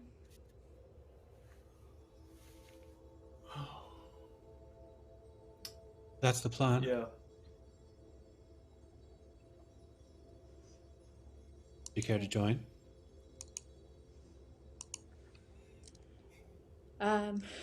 She looks down at her hands for a moment. Yeah. I'll make sure this one doesn't fuck off again. She like feels Vesperin very angry from the ring. Sailix feels it too, probably. I was gonna say, like, when Sailix first disappeared, Aghi would have just felt that, like, you know, that mode she gets in when she has work to do. Which is basically, I stop seeing people as people anymore, and merely objects that are Bags getting of in my meat. way. That'll do it. So, to that end, like, I imagine as soon as she felt the thing, like, again, she grows pale, and then it seems like there's a switch that's flipped, and then she very calmly gets up and says, I gotta go, and then leaves. A few minutes into the ascent, and focus is the signal. The worry on Augie dissipates as well. They seem fine. You don't think you've been spotted. Do you continue up? No, she would go back down, but, like, is sort of just this, like, I don't even know what she'd be feeling, like, probably a lot of anger. Make a, make a perception check for me as you're peering down. Dorian, Poppy. Imagine you're just keeping watch, observing this big boss, Falrock. He isn't so big, but he is so boss, apparently. He's ordering them around. He threatens to throw one in the magma, shouting about. You two can make perception checks for me as well. Emerging on the bridge, however, a figure. Long, pointed ears. He towers above Falrock, but he's not much bigger than, say, maybe an orc. Carrying a wicked staff. Corvus, you'd see this. Vesperin, you'd see this. Dorian, you won't see it, really. A red skull sitting atop his staff. He marches out with a hunch, and then naturally, through his tusks, he calls out to Falrock. Haha. You've summoned me, dwarf. This better be good. And he looks around, scanning the place, observing. Telepathic bond is on for everyone in question. You're all on the material plane. Say Vesperin, what do you do? As you see this first. So, is he, like, can I see the crown at all? Or, like, is it reasonable to assume well, skull thing is the crown? You don't... Interesting question. And you don't see a crown. No, you don't.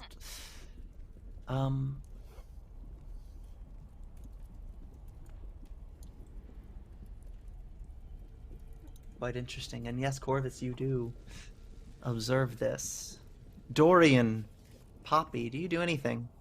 You wait for him to cross this bridge. Dorian is just going to wait for a cue from Vesperin to take any action. in the meantime, he has a arrow drawn. Excellent. It sounds like Poppy's saying a prayer, actually over her arrow, and just like this aura of just like good light goes over it as she marks this one for smite evil. Does not like the look of him. Interesting. Yeah. Along those lines, just to be on the safe side, I'm going to also mark him for death, because as it turns out, if I mark somebody, I also get bonuses to follow them and deceive them.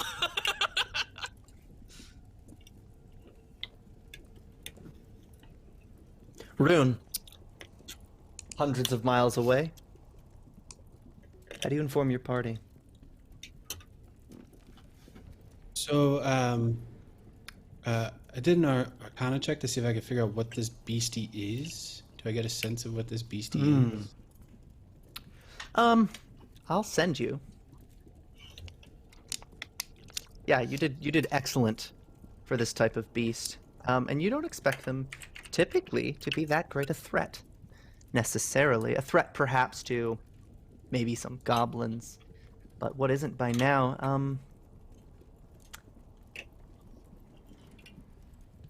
we'll send it your way. Oh. Okay. Also, Ian, has enough time passed that the spell on my cloak resets or no? I believe it's once per day. Yeah. So no, you have not been there long enough. This is actually early. It seems paths have been, yeah, something's been mixed up. It really hasn't been that long, maybe an hour tops. And it's a good thing you got there early. But Rune, why don't you tell the party what's happened? So, after the four of them that came from Alcetta's ring returned back to the forge via duplication of a teleport, Rune will sort of stop, and those nearby just kind of see his face just sink. And it's not like he's scared. There's a concern. So to Dorf, Sailix, Aghi, and the Vesperin. The Vesperin, I don't know who that is, but it is known as a Barghest. It is a creature of the plains.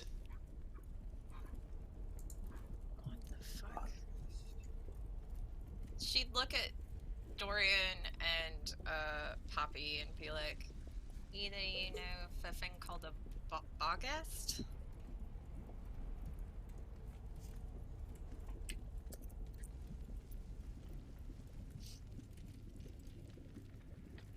Doesn't feel particularly good. I mean, you know, the I know skull nothing of this tends to be- Barghest. Oh.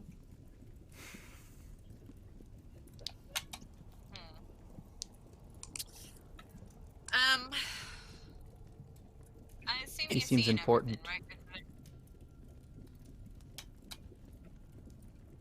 right? Through your bed and everything. Is there anything that looks like the crown? Or you think that skull is it?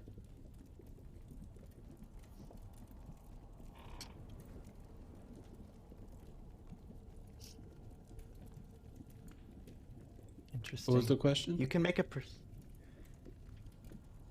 Do you see anything that Vesperin's looks inquiring. like the crown, or do you think the skull is it?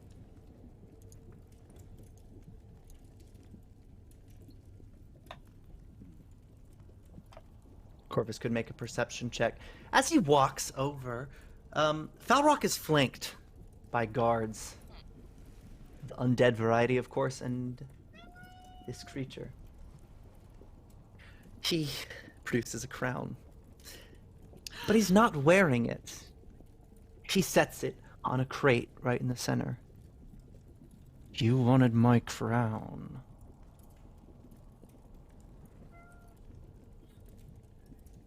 We can begin the negotiation. We must discuss recent developments. I'm beginning not to trust this location. My home in Crestwatch. I have told you scores of times that's the place to meet.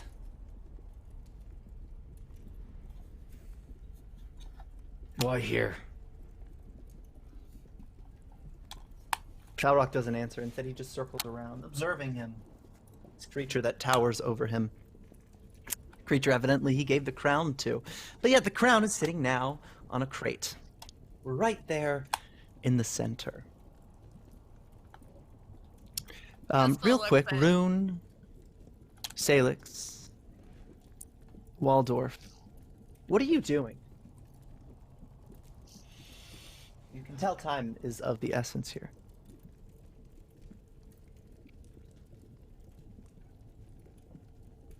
I can carry Rune's looking Aghi at if Sailix. you- I have no way to get there quickly.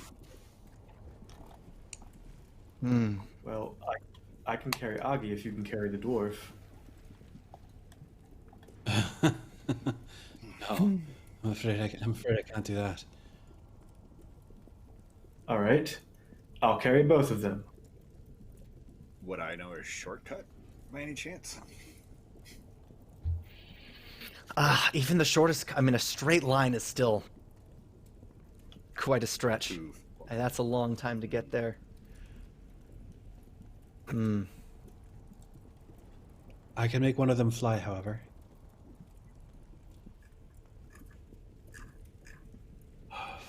You're looking at a 3-mile walk My armor. through a winding city. Even a mad dash, it's gonna take a while.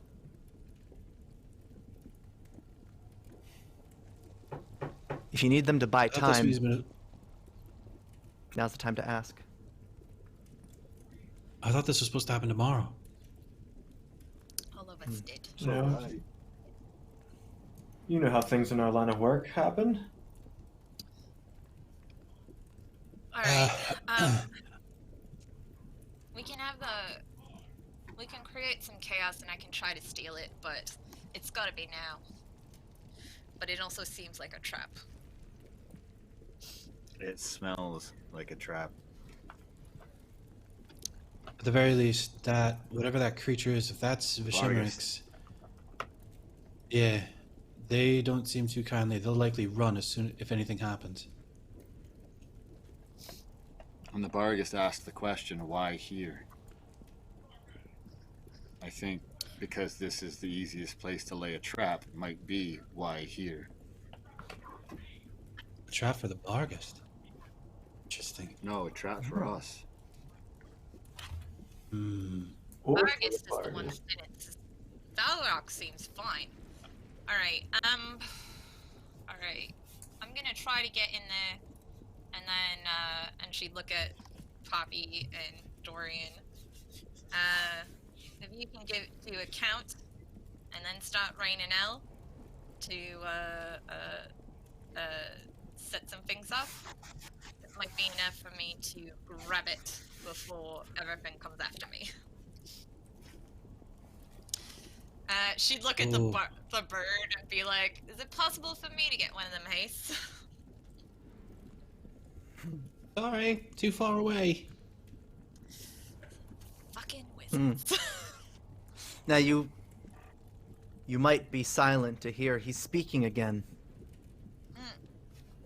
This creature, this Bargust. I'm doubting you, foul rock. You bring me here, surround me. Who's to say this isn't a trap? You wanted to have a negotiation over the crown. I'm losing faith. And he walks over towards it, punching naturally over it, a snarl on his face as he looks at Falrock, who returns a glare. There's tension. He came alone.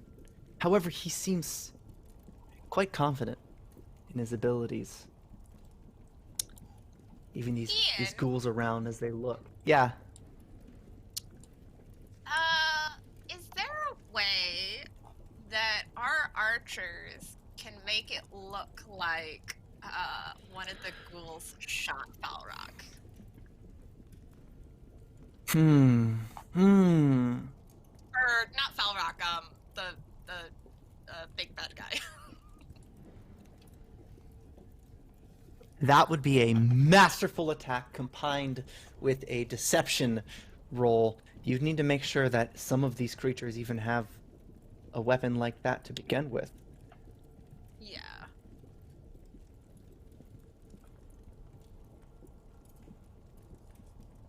As you explain it, Poppy, Dorian, make perception checks for me.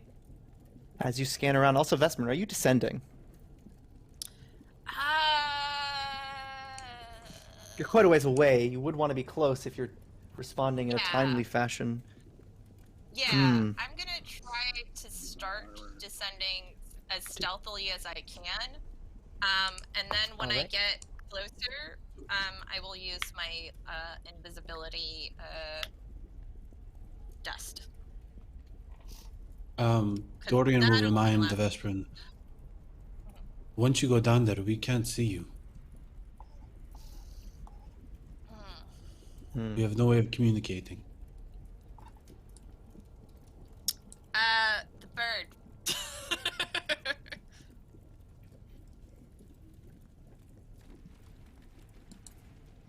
Very well. The Well, bird is the trigger. You can parrot off things, yeah? I think of any, you spout them out. Oh, it's a bit relayed, but it'll work. Just tell Rune.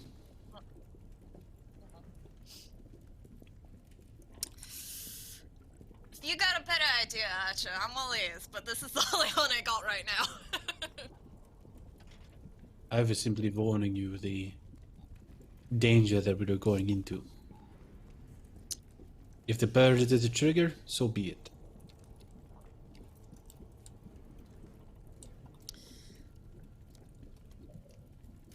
Nothing worth doing doesn't come with a little danger, eh? Well, I'm all ready for this danger. She would give him like a saucy wink and then start climbing down. You noticed neither of you could find any ghouls with a bow. It would be a stretch to think that you could somehow frame them without just giving away that he's under attack anyway. However, Falrock, he moves north on the map. He stands by, it looks like a crane or a pulley of some sort. Swivels at its base. It turns as he smacks it in frustration. He's saying something to the ghoul. Vesper, and I don't think you speak Necrol as you get close enough to No. hear it. But you hear a word, because the word doesn't translate. Vishumarix, he calls out and he spits. But he doesn't look towards... He's not confronting it. Seems that they're quite angry with each other. He stands Does near Rune the get to hear the crown. word? Because Rune speaks Necro. Yeah. Like Vesper. Oh, Corvus isn't close enough to hear this thing. Vesperin is the only one in Vesperin- range. Yeah, like she'd relay it over the, Oh yeah, you'd obviously relay the- it. Oh, I thought you meant. Yeah. I thought you meant hearing the actual conversation in Necro. Yeah. Yeah, you'd hear the word. The Shumarix, he said, out of his frustration. What do you make of it, wizard? What does the wizard make of it, GM?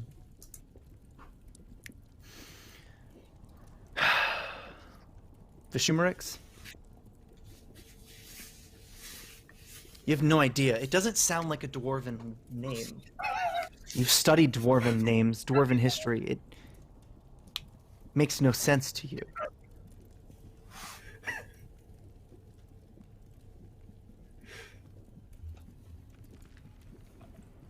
Does it You're on have your a? way to Dinstrop. I mean, as quickly as we can, I suppose. Yeah. Is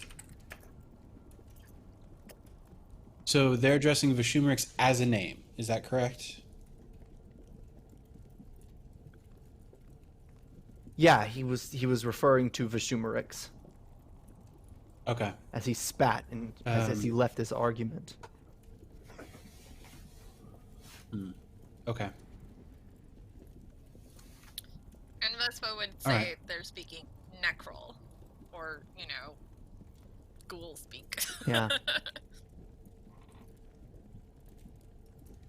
The language of the undead.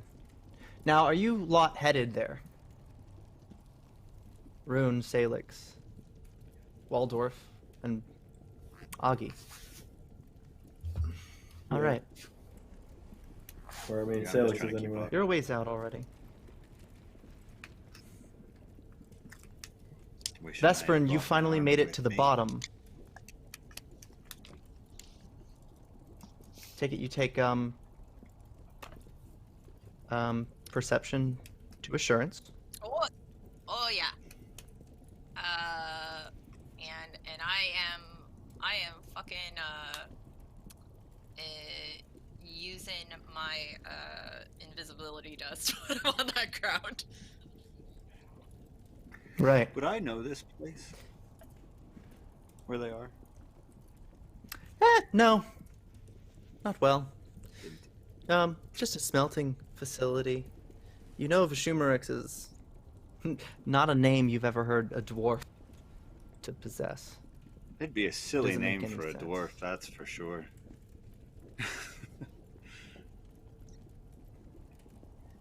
It's too fancy. Does Rune equate the name to anything else? Does it have a certain cadence or sound to it? Vishumerix. Vishumerix. Well, if you get extra planner, names start to get a little bit weird. If you go beyond that, they get even weirder. It could be an approximation of something humanoids can't pronounce. Vishumerix. Maybe something glottal. It doesn't sound like a human name nor a dwarven name. It could be a name Certainly not granted. dwarf. Zestrix, Zovacane, that Z. It could be connected to the plane of shadow. But besides that, it falls into the realm of esoteric names. All right. I Could be feel also that Vespa is saying like a quiet prayer to herself when she's on the bottom floor of just like, Pharasma, please watch over and guide me, and if I fuck this up, I'm real sorry that I'm gonna give you extra paperwork. Do you approach or do you wait? Vespin? Alright, what is the Nothing is situation escalating down below. Okay. On the catwalks above Is- you, various ghouls crawling along. And he still guards that crown in the center. Yeah, she needs him distracted from the crown. I'm trying to think of anything that I could know about, like the standard like smelting equipment that could, a lever that could be thrown, a chain that could be broken, something that they could do that could pour a bunch of hot, melted ore down on top of these guys, or at the very least, look for this particular piece of equipment, and if you tip it the wrong direction, everything goes to shite. Is it possible to hide behind some rocks or something a bit closer, like to take some cover on that center area without super risk, or is Yeah. that like, hello? Okay. No, there is a good spot in the shadow there as you do get closer. You trek even further, and now Oh, I'm scared. a glance. He looks over in the direction as a rock tumbles down. Maybe it slipped, maybe it just fell. It might have nothing to do with you, but he looks off directly in your direction and then looks up at the ghouls that had been mucking about. In his head, he blames it on them. And he remains. You're running out of time, Falrock. Make me a deal. Soon. Minutes have passed. You know if you wait long enough, Rune, Sailix, and Waldorff, Aghi, you know they would arrive eventually if you wait. But it's only 20 feet away from you, that crown. What do you do? You can't tempt the Vesperin like that. Shit. Right? Yeah. She is. I mean, hey, listen. She's a professional. So, Yeah, a professional thief. she is, relaying everything to Rune, to, to Corvus, to the others.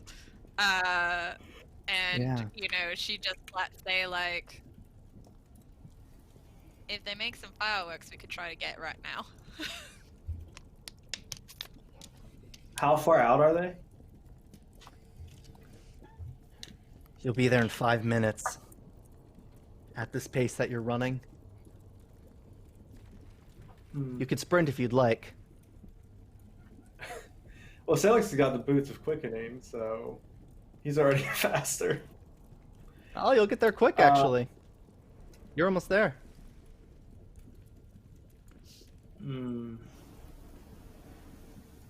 Dorf stubby little legs are struggling to keep up. It's not possible that this Barghast thing is Vishumerix, is it?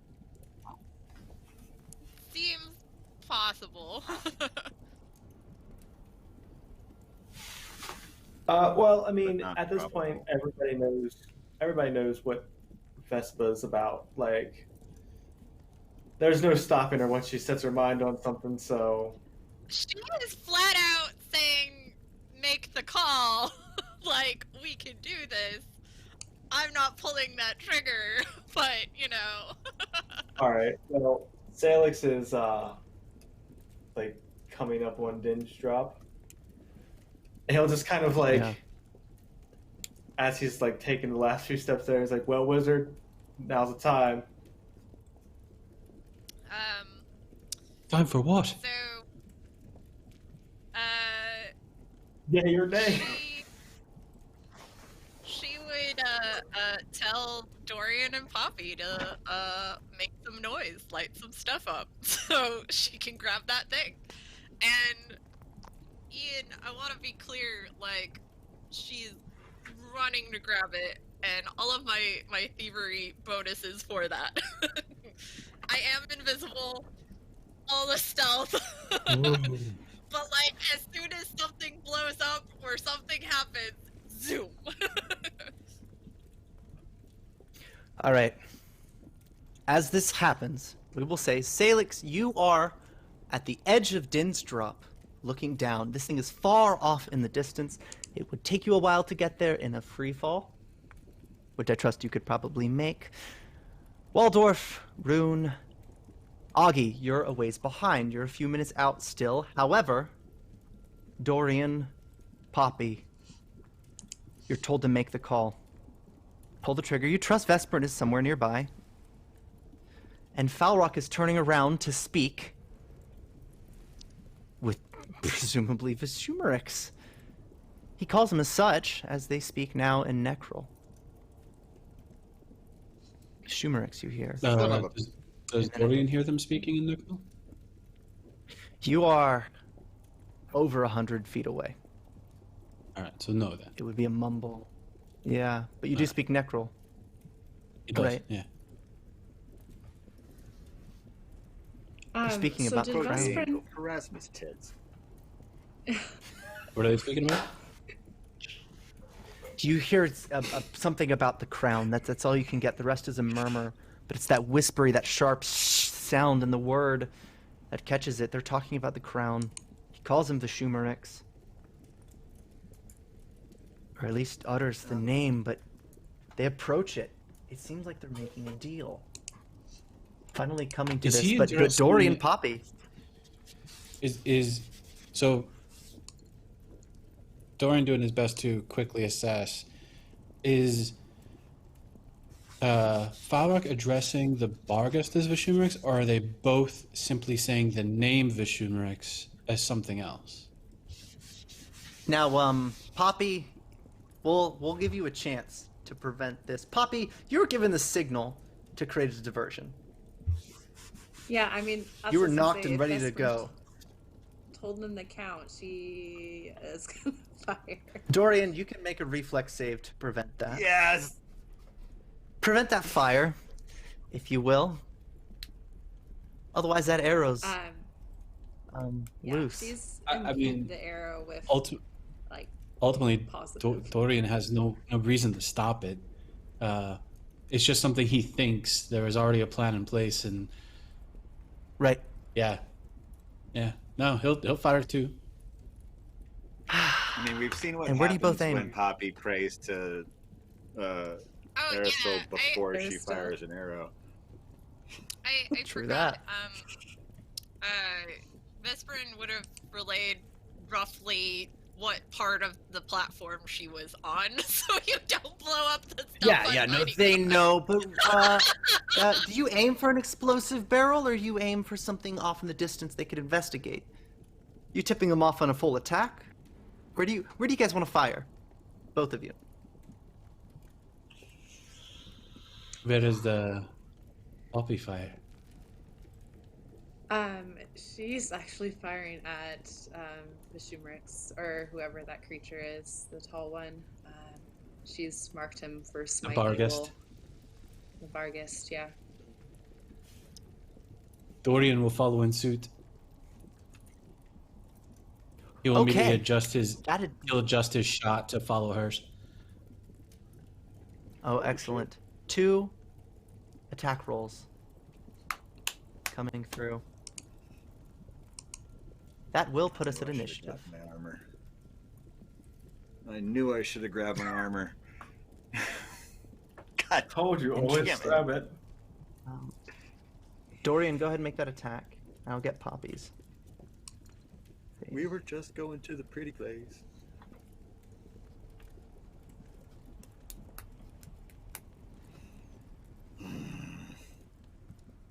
At least I got my hammer. Tell me that is actually a critical. Whew. Allow me to check. Because this is going to be. I can't. Tell me that's actually a critical. It is. Okay. Go ahead. All right. I'm gonna roll the damage, and then I'm gonna. Well, no, I'll explain how this works. So, Dorian was originally aiming for one of the fire barrels, but watched Poppy's arrow head towards Vishumrix, and so he immediately readjusted and followed in suit.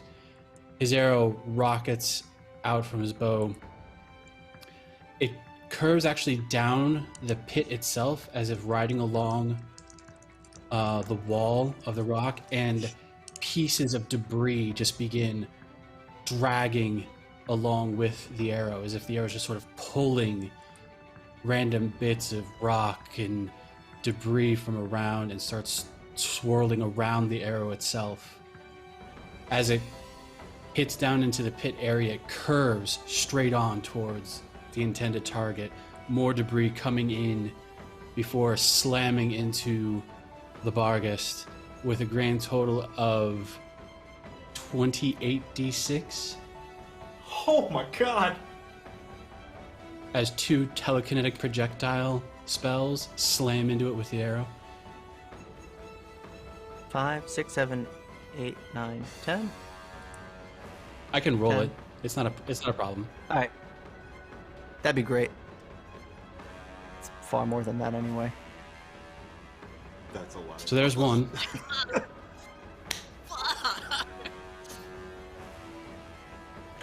All right.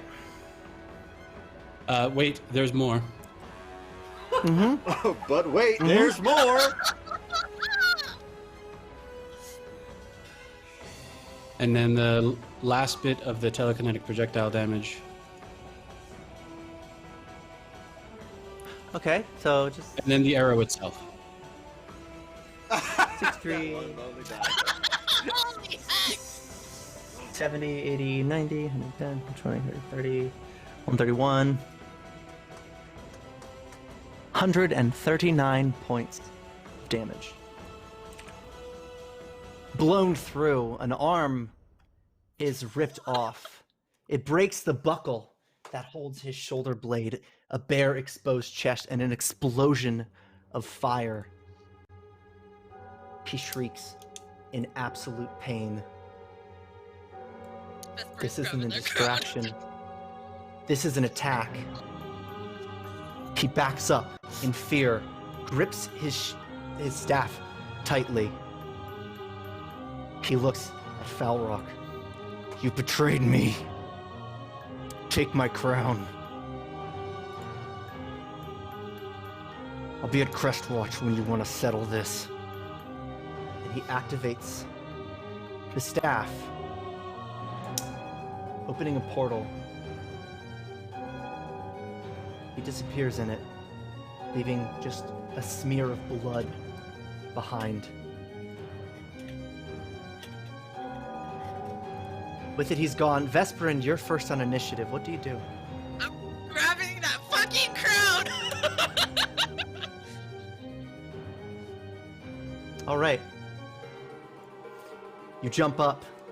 Did you say anything to Falrock? No! I No, imagine he I'm can't even invisible. see you. I'm invisible. I am literally Yeah. stealing your crown and getting the fuck out. Interesting, though. Now, he looks at you and he follows you as you make your way to the crown. He sees you Oh, through the invisibility, but he doesn't act. even with stealth? Were you sneaking or running? You were sneaking to the crown. I guess.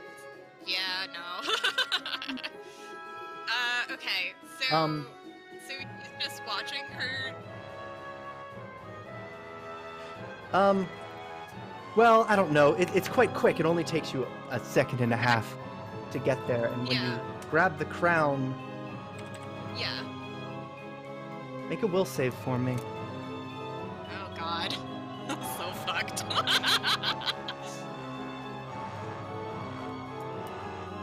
Hey!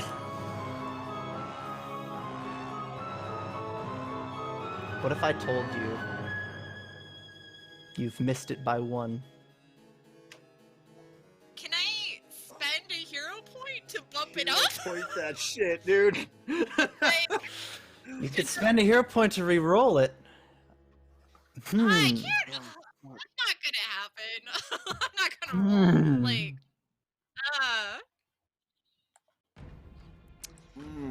that's bad. Alright, hit me. What do I get?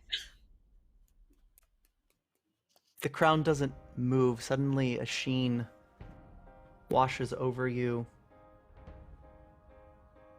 You stop. There's a strange, diluted existence between this small barrier that separates you from the outside world. It's reflective. You're fine. But you stopped moving. Except you shake and vibrate in a blur. It looks like as if you were sped up. And they were watching you. You're trapped some way, somehow.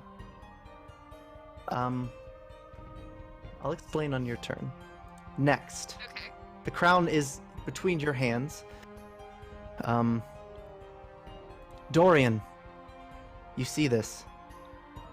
At first you wonder why she stopped, having grabbed the crown. Looks like Falrock does see her. But she's stuck, somehow.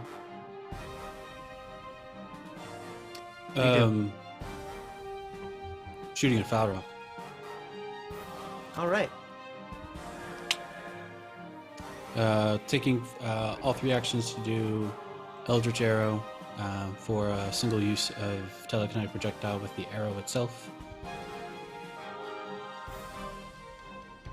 All right. So that would be... Oh, let me adjust my target.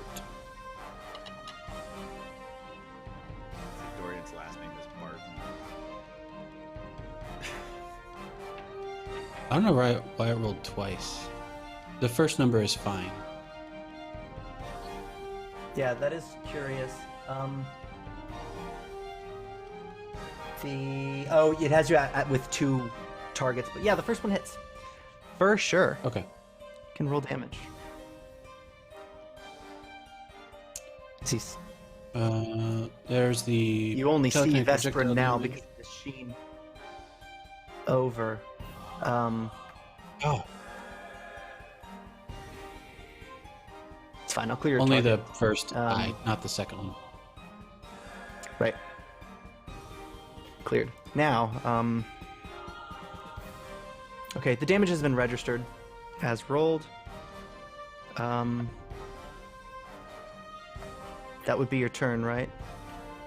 Yeah. It blows into him with relative success. Blood pours down his shirtless body. Waldorff. Telepathically, you know your friends are in danger. Logistically, you have a couple minutes to get there. What do you do? Still running. Just running. Yeah, make me an athletics check. Let's see how well you do. As fast as my little dwarven legs will carry me. Now, Yeah, is all the Rune glasses moving alongside you? Yes. Oh, yeah. Now, you know it's going to take many minutes to get down there. The descent is the tricky part. If you can think of any way to make that descent quicker for you and your friends, Oh, that's easy. it's your turn. You still have a minute to get there. Oh, you nailed that. Excellent athletics check. You keep up with them. Rune, it's your turn. What do you do? How many All that rounds running before we that actually Galen made me do. get there? It's unsure. All right. He is going to go ahead and cast Fleet Step. Arcs of electricity sort of begin to come across his body as it's sort of they embed themselves. These arcs of energy embed themselves in his legs, giving him an extra 30 feet of movement for the next 10 rounds. The idea is to get there before Dorf so that once they are all there, he can use Featherfall on everyone to ensure that they get down safely. You can get there next round. That's all your actions. Falrock moves over, strides over to the Vesperin. You think we'd let you have it that easy? And you're still frozen in time. You perceive none of this, but he picks you up and moves just along the path he was going. Over. If Vesperin could feel anything, you'd feel heat pulsing up as he walks you over along the catwalk below a pool of magma. Sailix, what do you do? He is already he's already jumped in. Like he's free falling, like using the wings to push himself. Full booking it. faster. Yeah. Dare say next round. You might arrive. You do see this though. Far off in the distance. Hard to say. Okay. I imagine you're beating against gravity, you're just going down as fast as possible. Getting closer and closer, and as you're making your way through, just following that target, You feel that warmth, that heat pushing back on you, and you see Falrock carrying the Vesperin towards the magma. Aghi, you are far behind. Go ahead. Sailix will use Battle Cry, which give me a second. See it.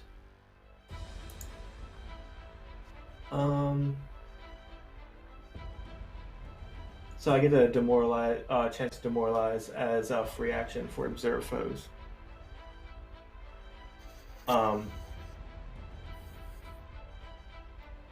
Okay. But That'd be an intimidation check. all right.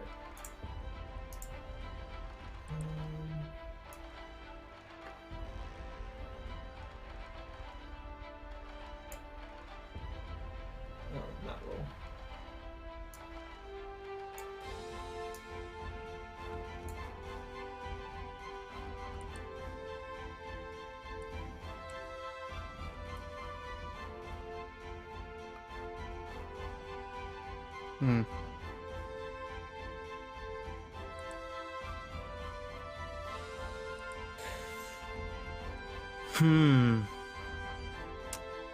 I think it's versus Will DC.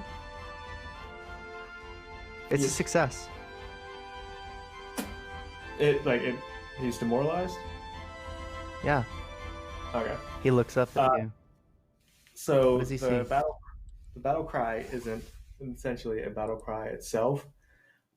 It's the high-pitched humming sound that Leviathan makes when he unsheathes it. So that high-pitched screaming that's plummeting from the air above with just void-dripped wings behind him and a faceless head full of white hair coming down. Excellent. Poppy. Time's running out. What do you do?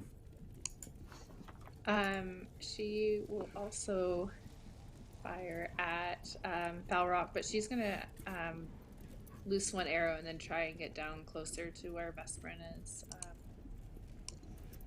She's kind of worried for her, except there we go. Oh, and I should have done that over there. 34 Yes. is a miss. Oh my gosh. Then with her remaining actions, she Dodges it, but he is trying sees you. to, yeah, climb down. She's not trying to hide or anything. All right.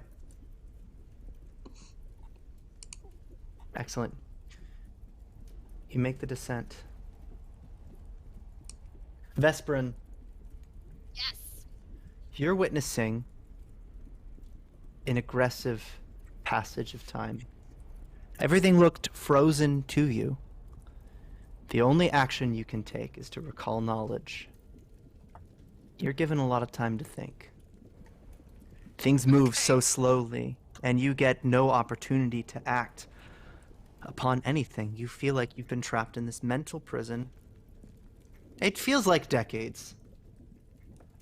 But judging by how slowly everything's moving, everything you can observe, you can't turn your head, but with your eyes you see Poppy in a free fall, moving incredibly slow. You thought time was frozen for what felt like the first year or so, and you realized it's not. And you've had the chance to watch Falrock slowly escort you to what looks to be a bottomless pool of magma. You can make a will save.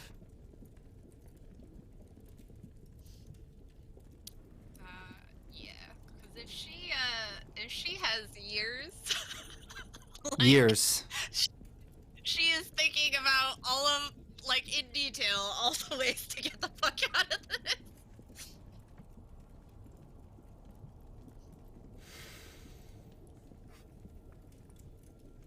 You met the DC.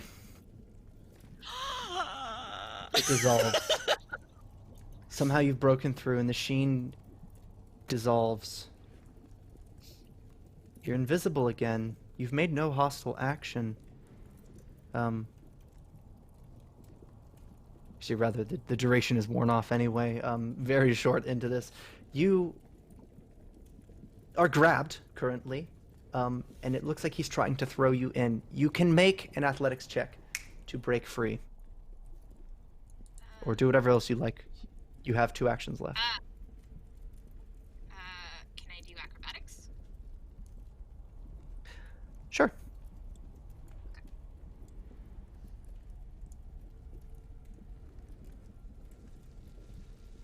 Yes. You break free. So, and do I have the crown?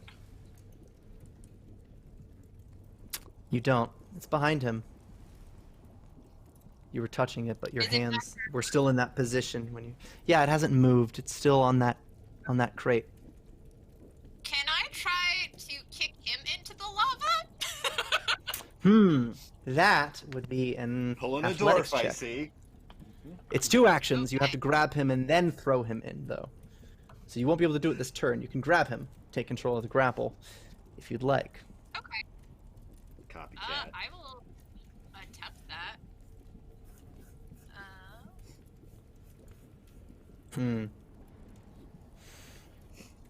It does not succeed. You can spend a hero point if you'd like.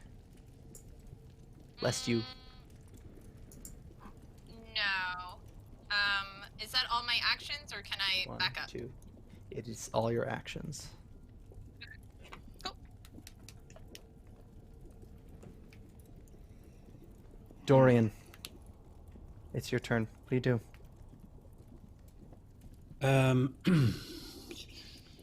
Probably rinse and repeat. Mm-hmm.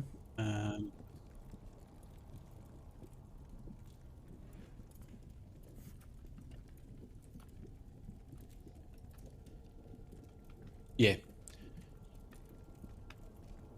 Single shot. Excellent.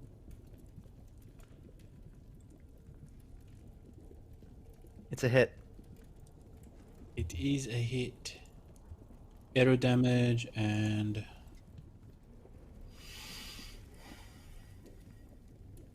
41 points.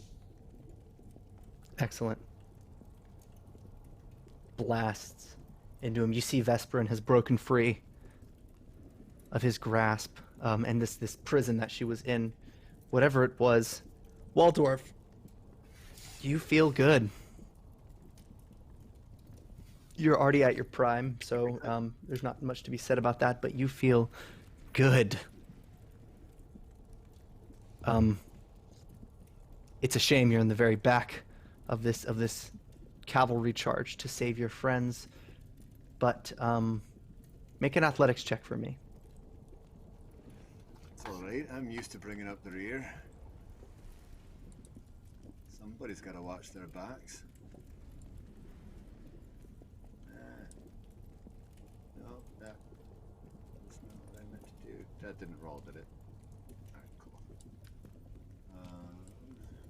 I can roll for you. Into the dice tower. Oh, you got it. Good. Good. Still Rune. keeping up. Yep. Still keeping up.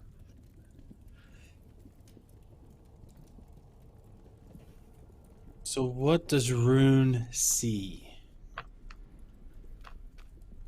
You make your way down, correct?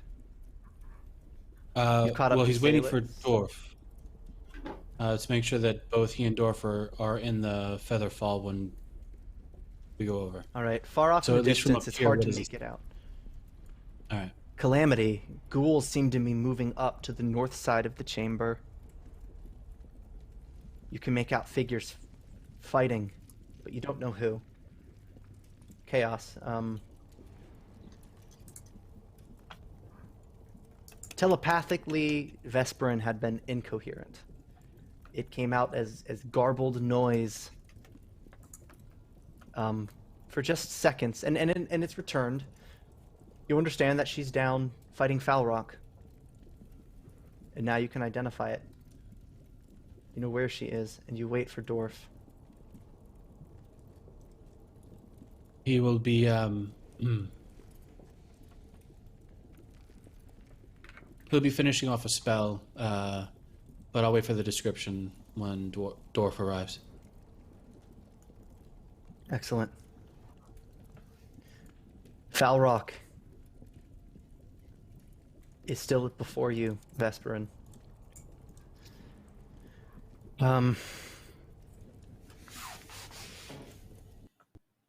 This is tough. He's a hard opponent, obviously, but he's going to attempt to grab you. He could attack you. His teeth are dripping, eager to try to consume you, but instead he feels determined.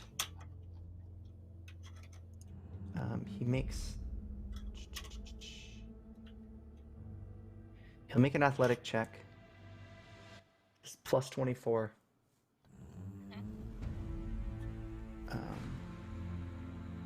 Do I do reflex? So it's versus your reflex DC. Plus 24, so 35. Your reflex DC is probably higher than that. My reflex save is plus 25. So I don't know. So your DC is 35. He just met your DC. Okay. He picks you up. I believe his success is meter beat. But at the same yeah. time, I am legendary in reflex, and I get a bonus, I think, if I see the attack coming. Right? Or something? No, that's not. I think the That's bonus- if you make a reflex roll, Okay. I think. And with the second action, as your health, he turns to put you over the magma. It's a long way down before you reach it, but there's nothing to grab. As he releases you, you're in a free fall. You have a round. Sailix, it's your turn. How far away am I? You're 60 feet from Falrock. And Vesperin would be falling as fast as you get down there anyway. Good. I want to shadow step into her shadow that's enlarging over the magma to come out of that and catch her on her way down. So as she's coming down, bigger, I want to shadow step into that to come out and catch her as she's plummeting towards the magma.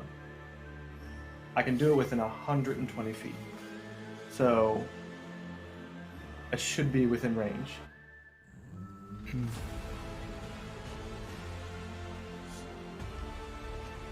You jump. However, as you jump, the visualization of shadow jump is that you begin the jump and then find the shadow, not the other way around. As you turn, you see no shadow in sight. The magma, it emits its own light. There's no shadow cast from it. As you peer around, there are shadows. They're quite a ways away. Under a roof, a shadow cast from Falrock, maybe. The nearest one you imagine in this split second is 20 feet away. How many actions does shadow jump? 2. You can emerge 20 feet away.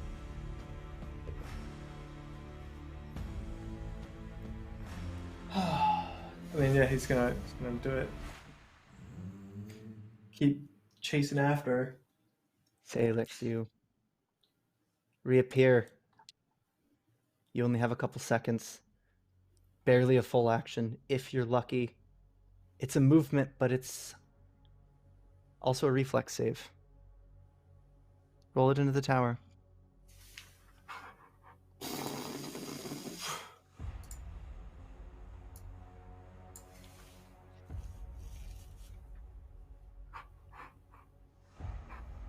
You have a hero point. Now's the time. Yeah, I'm gonna use it.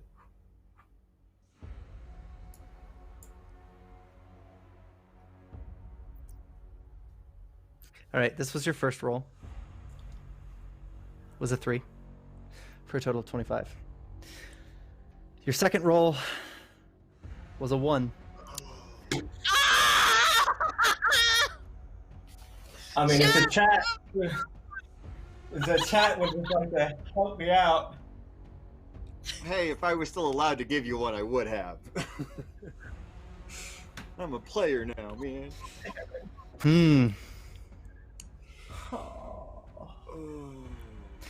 It's happened. Augie, Oh, I got one. We got a savior. we got one?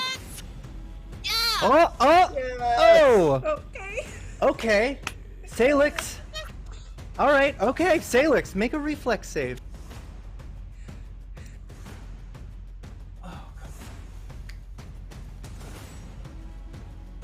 Let's see.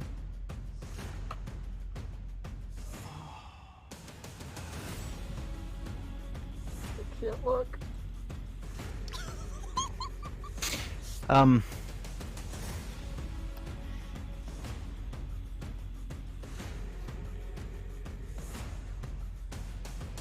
Sailix, fire damage to your feet. You swoop in time and catch the Vesperin. You're hovering a foot above the ground. The heat's unbearable, I imagine. You'll be out there in no time, though. All right. Wow. All right. Yeah, shout out to that hero point for saving a life here. Or just a cruel, cruel fate. Oh, man. God Killer, you did it. Well, Augie, you're on your way. I don't remember where in the order you are. I think you're now approaching the cliff. I believe, alongside... Okay. Rune's already there. You're with Waldorff. There isn't much to see from there. What do you do? Hold on, my heart. Oh my God. Whew. Rune is casting a spell though, right? Rune would just tell her to but- go. He's got her covered. Okay. Did she just jump? So, I mean, what was the best friend feeling? Because if Augie felt panic, she's just jumping. So initially with the trap, it was like incoherence. Like I imagine it'd just be like static. Like you're listening to a Silent Hill radio, probably. And then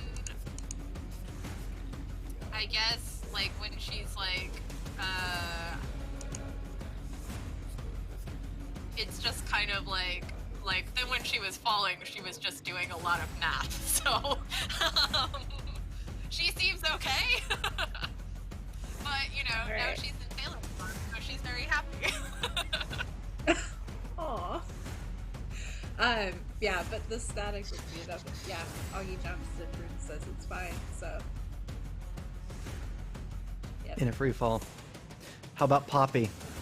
You're making a descent. Your bow is on your back, and you saw this all unfold before your eyes. You also notice there are ghouls headed towards you. They've been scrambling since shit hit the fan, and they do see you, so they're making way towards you. What do you I do? feel like Poppy is descending as fast as she can, but if there's a ghoul coming up to her on the catwalk, she'll pause to fire upon it. Excellent. As it gets close, you can make an attack roll. This thing is unimaginably weak compared to you, so you can go ahead and take it and describe it however you like. This thing's barely an afterthought. Yeah, I feel like each time she fires an arrow, just like the tip of it is just like imbued with gold, as it's actually like her oath to take out the undead. So it's just like this positive energy just flying towards them. So they probably are screaming before she even like hits it.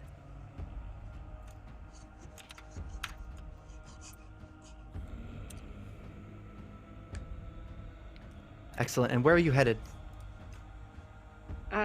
She is actually heading to the crown. She is able to. Excellent. Do you notice that there's a few unsavory types in the direction towards Vesperin, and you don't imagine you want to get caught up with Foul Rock.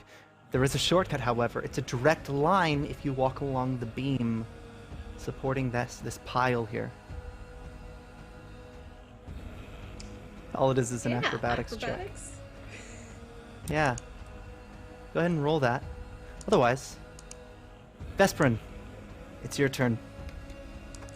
You're not burning to death. You do. No.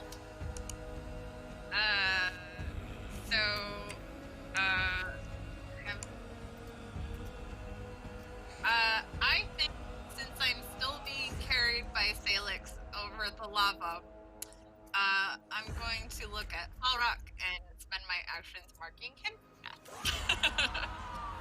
him. Looking up at him. Actually, quite interesting. He didn't even look down. After you got so close to the bottom, he just moved back to look for the crown. Oh. Funny enough. Poppy, she can't see from there, is quite close to the crown by now. Dorian, what do you do? Are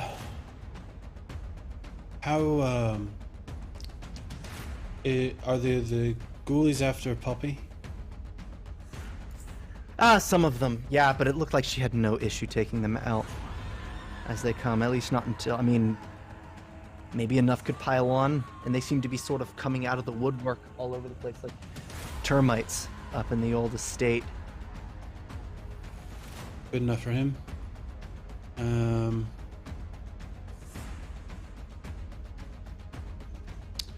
He is going to draw another magic arrow using his Eldritch Archer ability. It is called a sleep arrow. And he is going to aim it at Falrock. So Falrock will have to make a should be pretty straightforward. I believe it's a D28 save, and he'll take the arrow damage. And if he fails to save, he'll fall asleep. He didn't fail asleep, so he'll just do arrow damage if it hits. Excellent.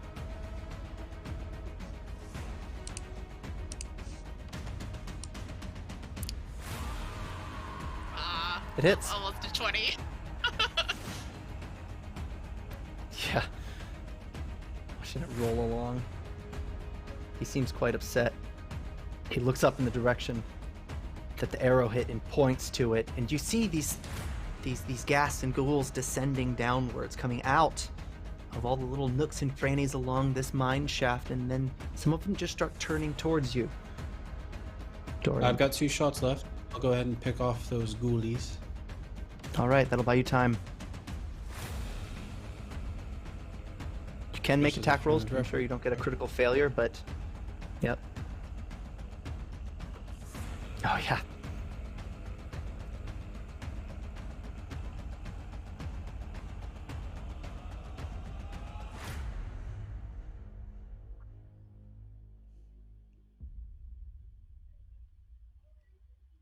Not a chance. You bought yourself time. 2 for 1s or the same one. Doesn't matter. Yep. They fall left and right. These things are weak opponents to you. But they have strength in numbers, and the swarm keeps coming, headed in your direction. But Waldorff, Hey. I imagine you're in a descent now, as you fall Not quite. downwards. I guess. Yeah, I guess we are, huh? Where are you headed? Where did I come in exactly? I was going into full Avenger plunge into the middle. straight into the middle. Diving head first. Yeah, just diving head first down. On my way down, though, I would like to cast Divine Vessel on myself, which again makes me large, as the effects of enlarge. I gain 40 temporary hit points, a fly speed of 20 feet, and a bunch of other fun stuff. So I'm going full on like Hulk smash and coming down into the middle. And Rune, what about you? Did you make the descent? So Rune would have ensured that Aghi had Featherfall. As you recall, I mentioned he was casting a spell the previous round. For story cinematic purposes, both spells effectively go off at the same time. The Featherfall is coming from his staff to Aghi, so she'll be able to make the fall without taking any damage. However, at that same time, he is essentially running at the edge and leaping off himself. His staff sort of melding into his arm as his body begins to grow and extend out with a golden scaly sheen. A pair of wings form out of his back as a large gold dragon soars over the pit. Yes.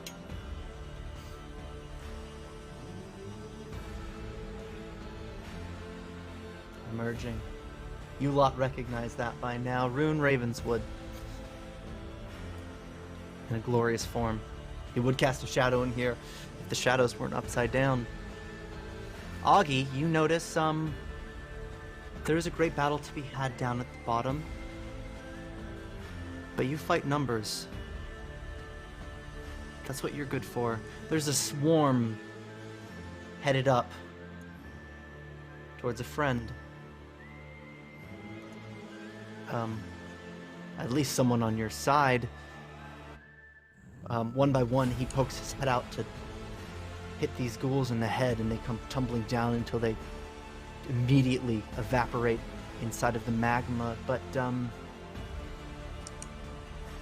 there's a lot, and they're headed straight for him. What do you do? Augie, stares at Balrog for a moment, but she'll change course and go to help him. This archer that she sees having these ghouls descend upon them. She's not using her axes though. She's actually her hands are wrapped and she's punching all these foes instead. With Featherfall, you can descend in a spiral along this crater, working on these things as they crawl along towards Dorian, smashing left and right, but you make the descent. Waldorff, you land dramatically in a wild crack along the floor. It feels like it shakes this whole place, just in time for Poppy to arrive in front of the crown that sits just between you two. This place still quaking from your landing there. Sounded like a hammer hitting a forge. What do you do? Is there anything to hit within range?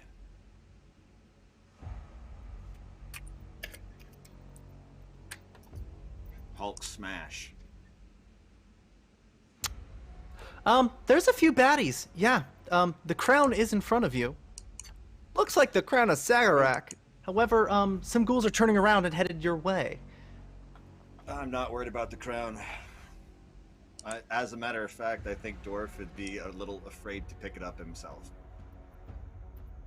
It wasn't the plan. So I'm just laying about me with my brand new smash and hammer. And yeah. Excellent. I do gain a +1. My weapons deal 1 additional damage of good. And Right. I also have 40 temporary hit points. Most definitely. Gleaming. I think that extends my reach, doesn't it? Indeed it does. You can pound Yeah, away I'm at these just gonna, things. I am gonna defend. If Poppy is on the other side of the crown, I am gonna defend her from anything that comes anywhere from here. Excellent. And I'm gonna try. I'm literally playing like we'll call it ghoul golf. I'm gonna try and literally just boonk into the magma with as many of them as possible. Cave it in Perfect. skull. And Rune, because we were doing this in literal descending order as you all fell down, I take it your actions are spent getting to your 3 movements to put you wherever you'd like in this map. Where do you go? Well, I fly at a very fast rate.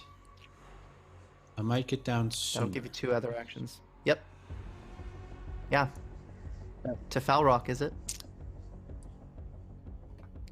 So yeah, Rune lands. Rock. Come here, dead man. You land on the stone there? Yeah. All right. You feel that crack underneath you. Waldorff shook this place quite thoroughly. Falrock turns. He doesn't see Vespern, nor Sailix. He saw Sailix, but Sailix vanished. He takes a charge towards you. It does provoke an attack of opportunity from your reach before he delivers the strike, so you can go ahead. Don't mind if I do. Yeah. And then also make a fortitude save for me as he gets close. You smell a foul stench radiating from him.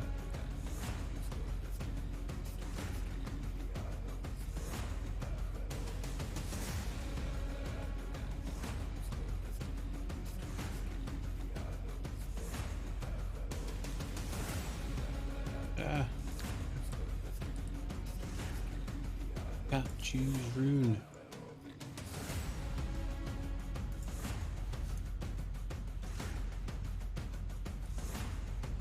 I can't let Rune target him, so...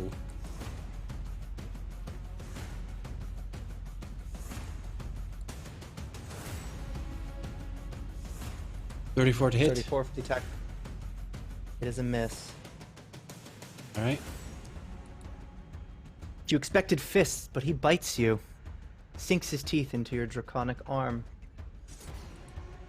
Make a fortitude save. Again, as those teeth sink in. Did he hit? Because my AC went up.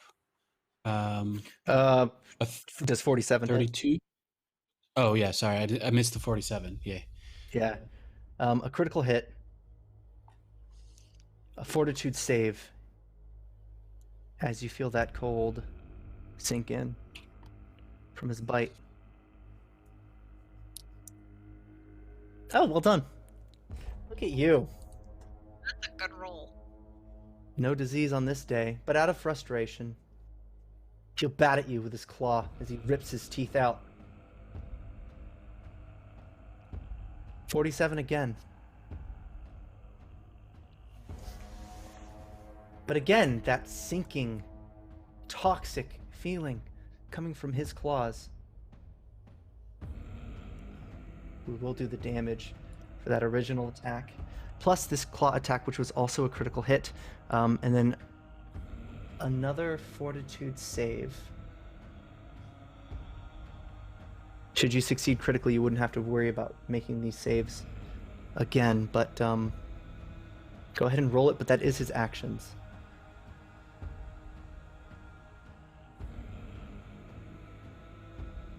That is a fail. You have a hero point, though. That would fail. We'll do the hero point.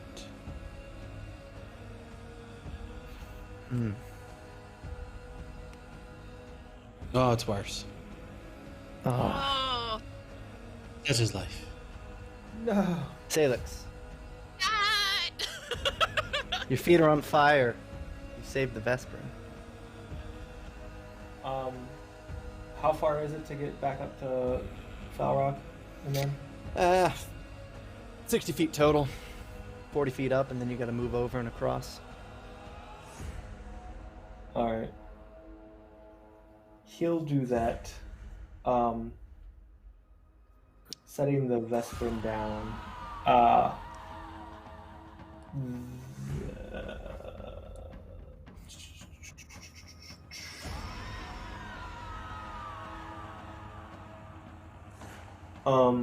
He would stay flying though. Like he wouldn't set himself down. Right. But that would be all my actions, right? 60 feet. What's your fly speed? 35? It would take 2 strides. Yeah, it would take 2 strides to get you there. Alright. Yeah, dropping Vesper doesn't count as one. You have an action. And then... yeah, so he would attack with Leviathan from behind. The flank is set. You have a +2. Go ahead with your attack. Oof. It's a miss.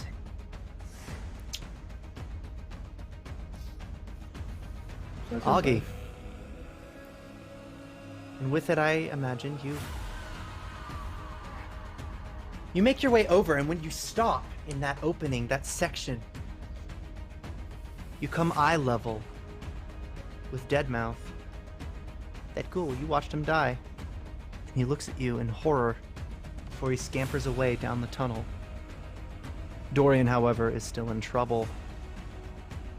Somehow this thing lived, getting split open by Sailix, though. What do you do? Oh god, you just have to say that.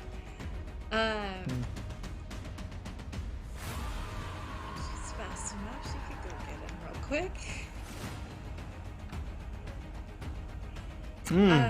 See, you love playing cat and mouse, don't you? Yeah, it's so bad. I don't know, Dorian, he could handle himself, right? Vesprin can't even die.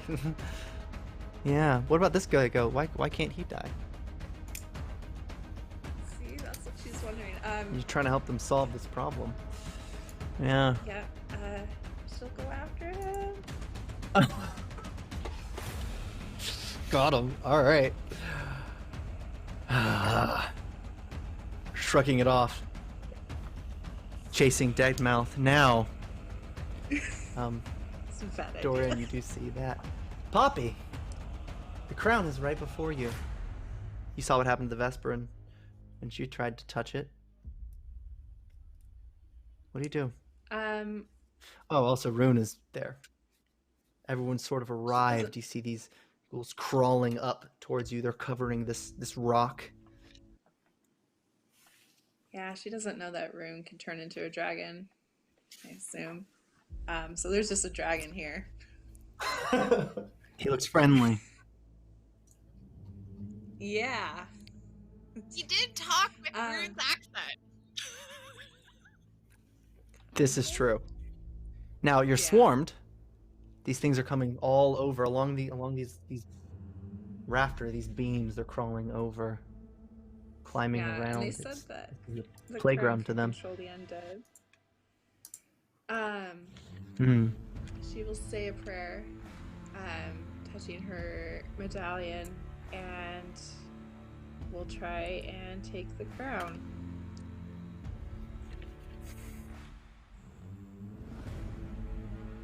What's that? Make a will save for me. Hopefully we'll see this better. I don't want to know. Success. Woo. Nothing happened. Something tried to wrap you, control you, freeze you. A cold touch. You feel like you fainted for a second as you move your hands off. Upon further inspection, you can't glean anything from this crown. But you have 2 actions. and the ghouls are getting closer.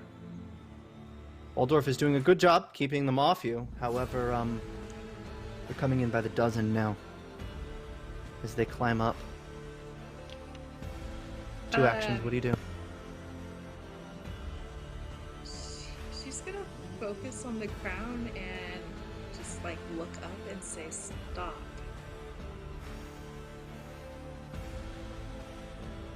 Stop. She wants to know if this thing works or not. You attempt to issue a command to this crown. Is that correct? Yep. Make another will save for me. You volunteer, you throw yourself to this thing yet again. That sheen forms over your body. It's the same color as this silver crown.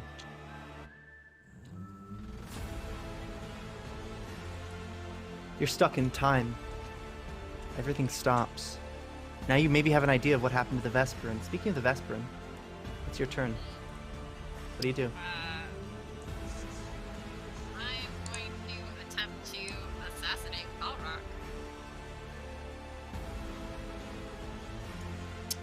So,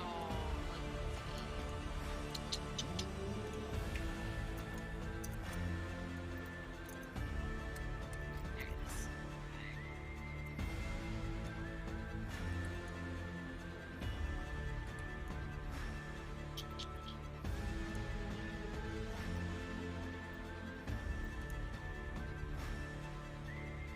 Okay.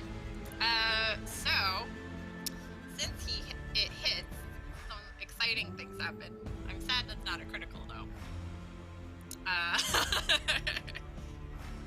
All right. So Ian, I need Falrock to make a basic fortitude save against either my class DC or spell DC, whatever is higher. I don't know what that would be though.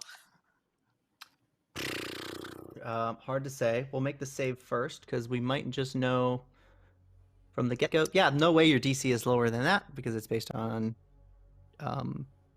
your level and a modifier. Well, what's important Plus- is that's a critical fail.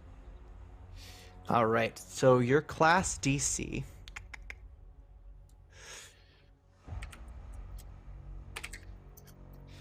Let me look this up. Describe what you're doing here, though. So I feel like she basically just appears sort of like for the briefest of seconds, like in his blind spot, and says, "I'll be back to the boneyard for you. Send Marasma my regards." And then stabs him like right in the back of the neck with Balgora. So what is important is whether or not this is a critical fail or not, because if it is, then he just dies. Class DC 10 plus proficiency bonus for the class DC.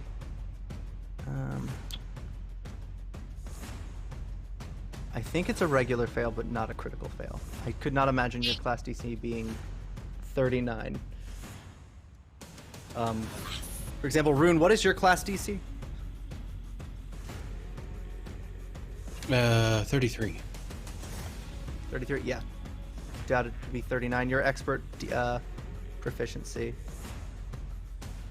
Really? I thought it was master.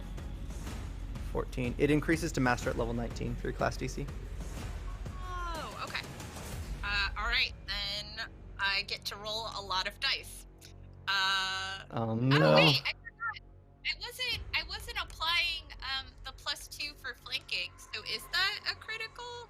Would it at 45? 45 is not a critical hit to him, no. Oh wait, no, sorry, 46 because he's marked. If you had +1, you would have nailed it. Dang it! I know, because Rune looks rough. He is hemorrhaging blood. through his scaly form. I mean, I might do a lot of damage. We'll see. I have deadly d6s for this. So should I Okay. just like roll 2d6 and add up my Balgora modifier, or do you want to roll that? Yeah, do that. Roll the d6, add the Balgora modifier, and I'll enter it. So, wait. So that's... Ah, crap. I think I fucked that up. I got you. Okay, thank you. So Alright. How do I roll... for the weapon, and now you're looking at the bleed from Balgora. Oh, you already fix rolled that. it, sorry. That's fine. What else you got? I do 66 precision for assassinate. All right. And then I do 2d6 more for debilitating.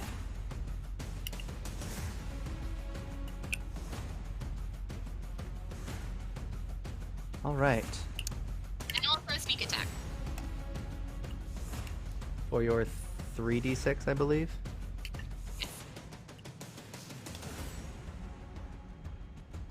Blood all about, dripping and then falling eventually into the lava below. He stands, swaying. He looks about as rough as Rune. At least at first glance. Rune is worse for wear, however. Do you have any actions left? I do. Cause that was just my first one. Oh boy. Yes. So yeah, I guess I'm gonna try to attack him again. To kill him.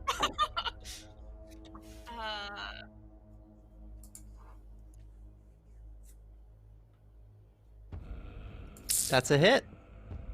Okay. Now, is he wounded enough that I can kill him with this? In which case, No. can I narrate something? Okay, damn it. Not certain. No. What do you got? Yes. Okay. He is still marked, so can you roll me the d6s? Yep. Okay. Do I get bleed again or no? Just the first one, right?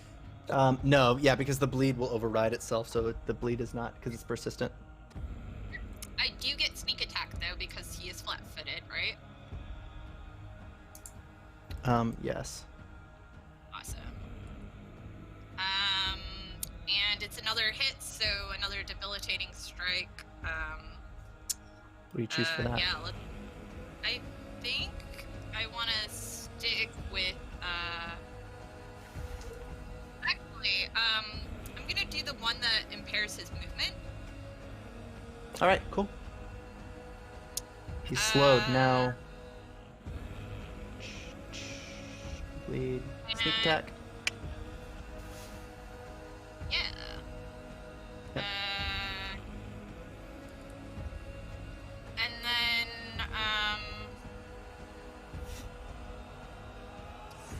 I guess with my final action,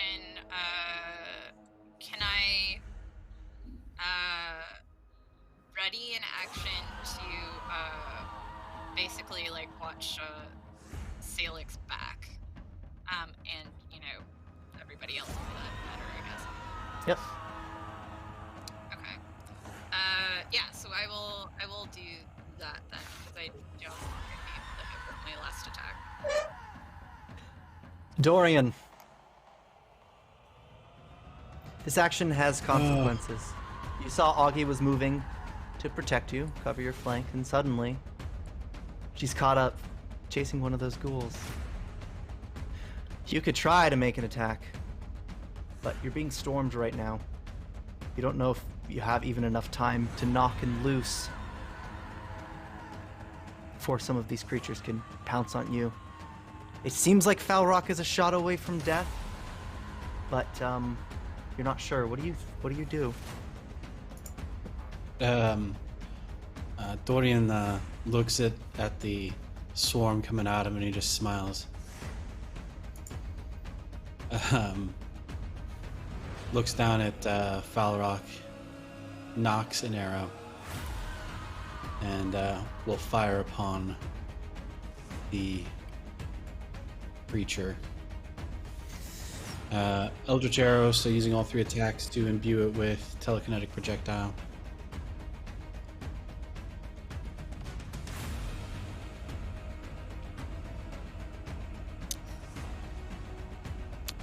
I think I might want to spend a hero point if that's a miss. It would be a miss. You can spend a hero point. Yeah. Yeah. Go ahead. See if we can do a See, little they bit would have better. knocked your bow out.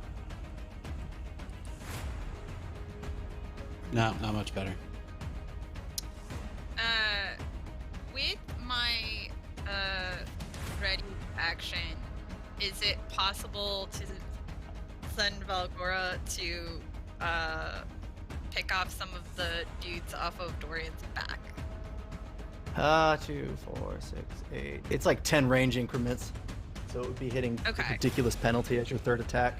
But it's possible if you want to help Well, him. you know, if she's just like, go, sweetie. Yeah, make an attack roll. Make your 3rd attack roll for me, because he will be in deep trouble. This one barely misses. It actually grazes Falrock's beard as he moves towards Rune. He's spouting blood from Balgora. Vesperin seems to know what you're trying to do here, because Dorian, I believe you have 2 actions left, correct? Yeah, that he does. So I presume these creatures are like feet away from him. Is that right? Yeah, they were, and then now they're fully flanking you. Also, Ian, like, she's letting Valgora do her thing. Like, that level of... Balgora release. Yeah. Yeah. So Dorian just looks.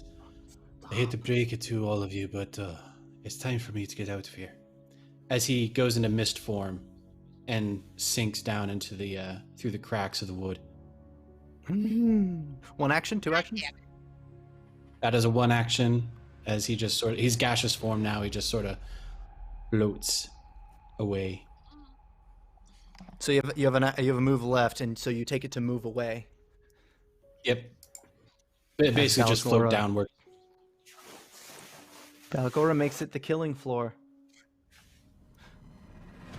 That's Waldorff. the baby. Poppy's fallen victim of this crown. Did she actually grab the crown? Does she have it in her hand? She looked at it and she yelled a command at it, and it triggered this. Didn't she pick it up the turn before that? And make Yeah. her She had save? touched it. She touched it, succeeded her save, and then told the crown to issue these things, order them to stop. And her communicating with it, it's triggered this again. I'm just wondering if I move her, will she lose grip on the crown? No, there's no grip on the crown, but you can get her somewhere safe if she was to break out of this trance that she's in, as she's not touching the crown. Something about speaking to it triggered this on her.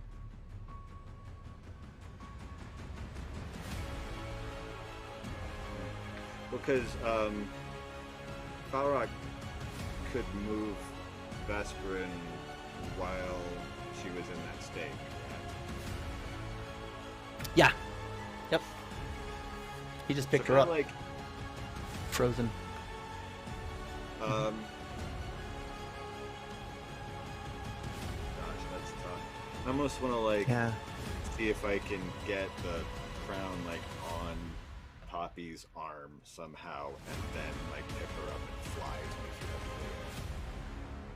Oh, you could grab the. I don't want to That's touch the tough crown, with that. but if she's already Yeah. been affected by the crown, could I use her like a chopstick and like get it like hooked on her arm. Yes. And then You pick her can. up? That's quite interesting. Like I don't want to touch it, but I can fly.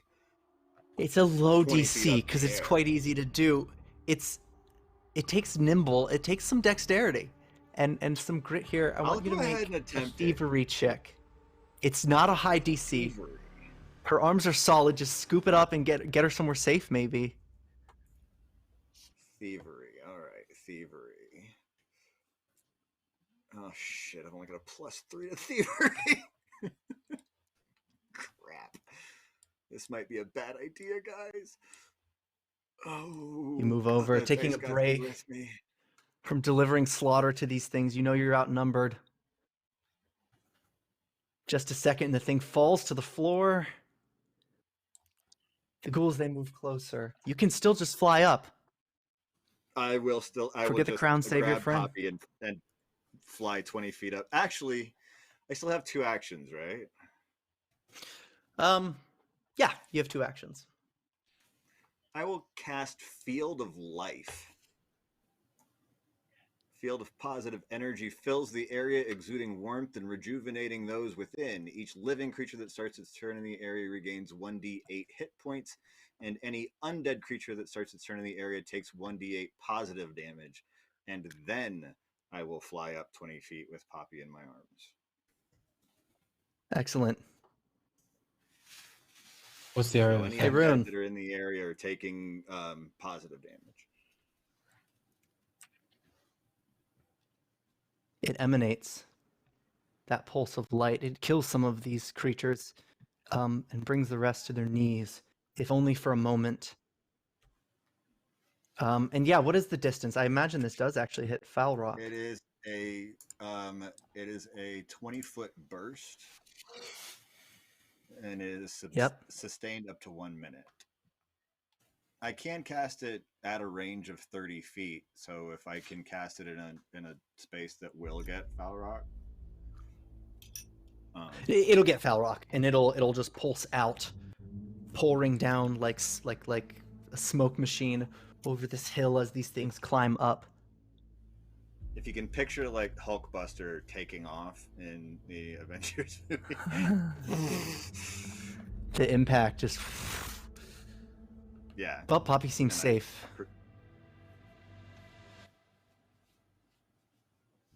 That's my turn.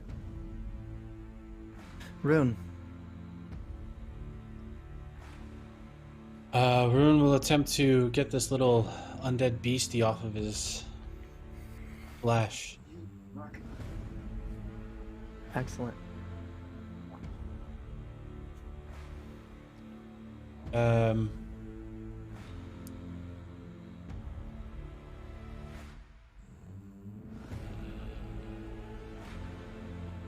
Can he angle his breath weapon just straight down so it doesn't hit Sailix?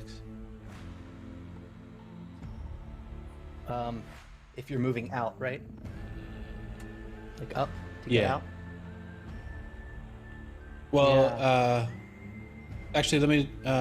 No, he's not moving. Okay. So yeah, can he angle the breath weapon so that it doesn't affect Sailix?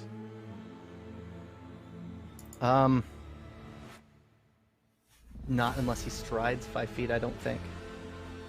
Okay, I don't know if he can point an angle, that's fine. unless it's from, yeah. I'll do this. Actually, is it a line weapon? It's not No, it's a cone, it's cone. line. Oh, It's a cone. Yeah. Oh, bloody hell. What else do you have? Second action will be to take flight and making this attack on his way up. I presume that misses.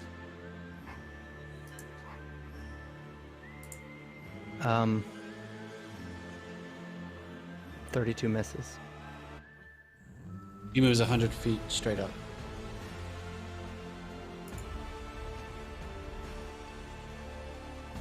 Falrock uses an attack of opportunity. One last attempt to get you. Jaws lashing in. Even a 3 hits. To Rune, Yeah. Sailix uses Guardian's Deflection. So if it's a regular hit, it's now a miss. If it's a critical hit, it's a regular hit. And he gets a +2 AC for the rest of his turn. Oh, well, it's a miss, then. Excellent. Rune, you're 100 feet up in the air, where you'll end your turn. Falrock then turns to Sailix. Furious. Yeah.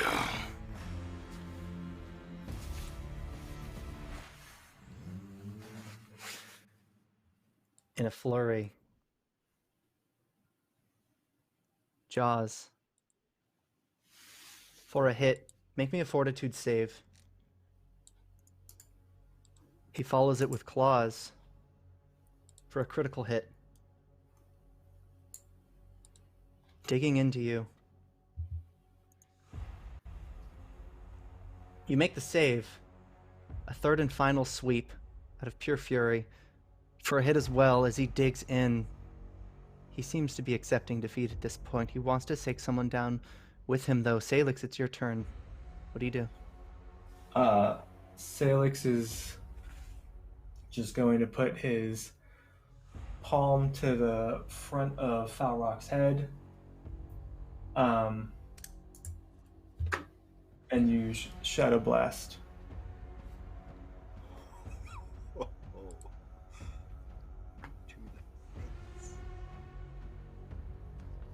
Which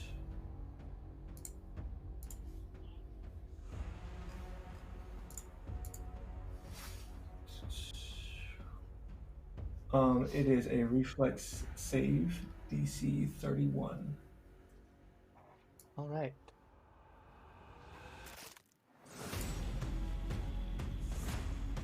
He critically saves. Oh shit! So he takes half damage. He'll take no damage on a critical success. Oh, boo. All right. He clears the blast, still standing there, injured. Do you have an action left, I believe? I do. I will attack him with Leviathan. All right. Fuck Oh, out of no. here with this bullshit. Can't win. He disarms you. The weapon lands in the nook where Vesperin had been hiding out, waiting for the crown. It's about 15 feet away from you. It didn't move into the lava, however. It's sort of balancing on an edge to do so. Aghi, you catch up to Deadmouth. You only have a moment. What do you say to him? How the fuck are you still here?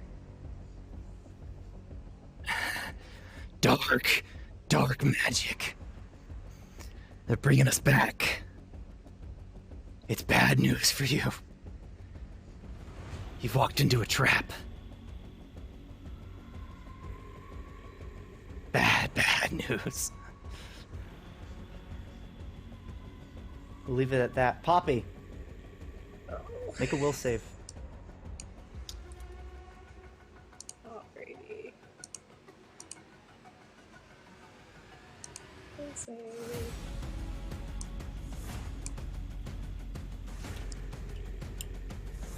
You break free. You have 2 actions. You're flying in the air, though. What do you do?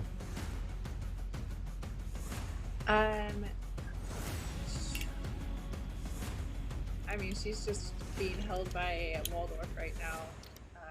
Yep. So she It makes can't some do. sense. Rune's actually Well, surpassed I you am- already.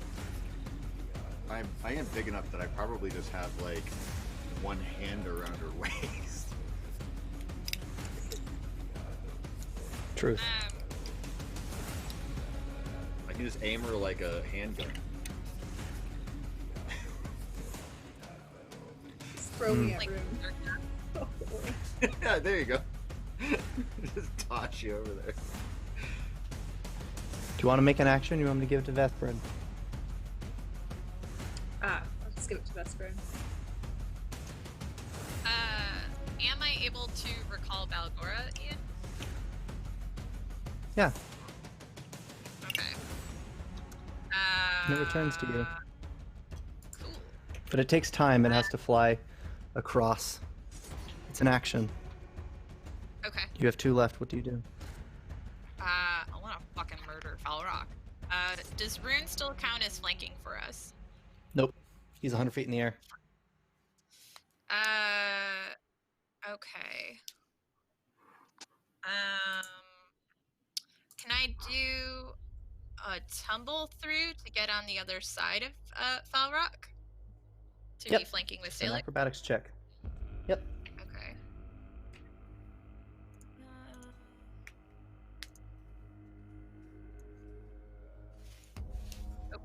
Excellent.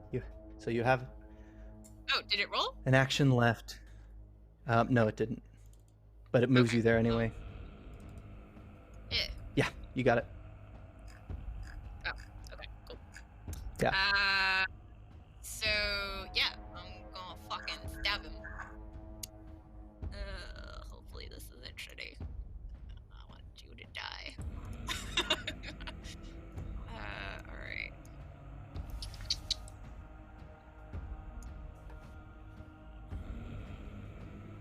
– 41 hits. Sweet. Roll me my d6s. Oh, and he takes bleed damage too. Yes, he does. How much bleed? It was 2d6 bleed? Or let me.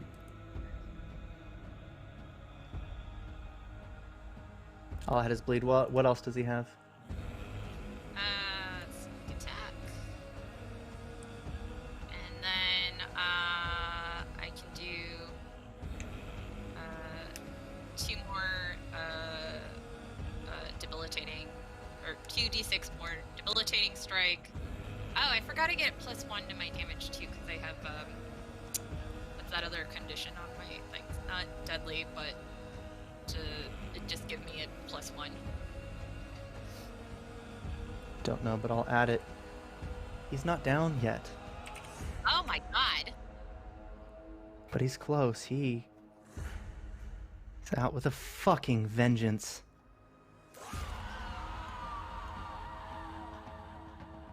That puts you at actions, I believe.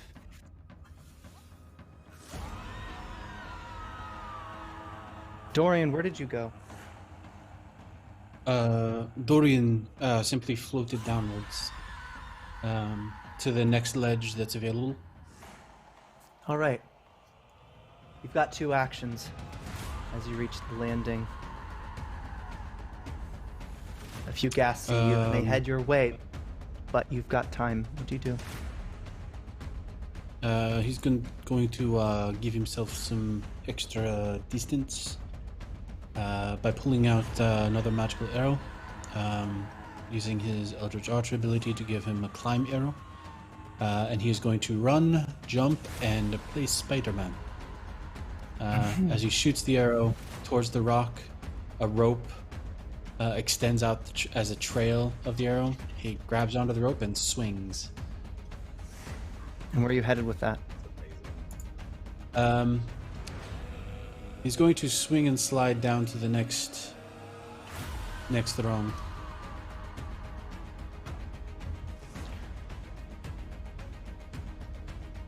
How many actions is that? That'll be his 2 other actions. Got it. Waldorff, you're headed up. It looks like Poppy had just been through something traumatic, even in the few seconds that it occurred. What do you do? She is back to herself now, yeah. She's moving. Yeah. So I would bring us back down now that she is mobile again. All right. And kind of start. Let's see. I can't see the battlefield. There we are. Now, as you're headed down, you see the cracks forming on the inside here. You don't know how this thing was built, where the heat is being pulled, but it's glowing inside the cracks. This place might be unstable now. You don't know if landing there is a good idea so much as somewhere else. You could land towards one of the entrances, towards the furnace down below. Or you could land there. It's up to you. This place seems shaky and tumultuous now.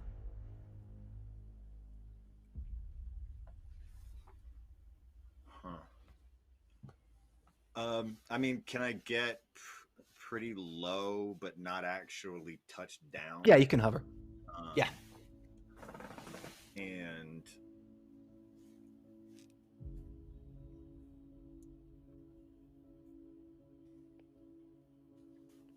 God, actually, no. I think that I would be more concerned with getting Poppy to someplace safe, putting her in a position where she can use her bow to the best advantage.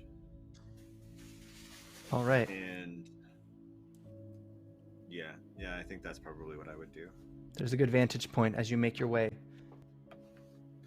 Someplace free of across. trolls, preferably. You're watching Rune disengage this enemy, but Rune, what are you doing now? Rune is Rune will descend, shifting out of the dragon form, landing next to the crown. But having seen two people touch it and something happen, he's not going to immediately grab for it. He is, however, going to cast 7th level Disintegrate at Balrock. Falrock. Yes. All right. What save is that? That is a Fortitude save.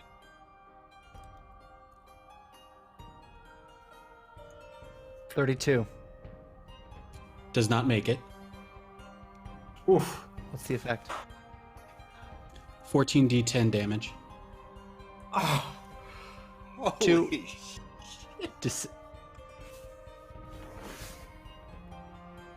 I'll roll it. 3, 4, 5. All right. Yep. I'm sure you will. Ignore that. All right. Disintegrate. Describe what Disintegrate does as you roll this. Let me roll the damage real quick and I'll describe. Yeah.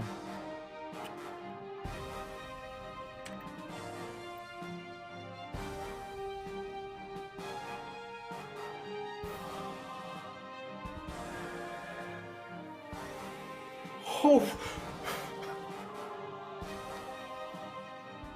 That's too shy. There's the other two. 59 points of damage.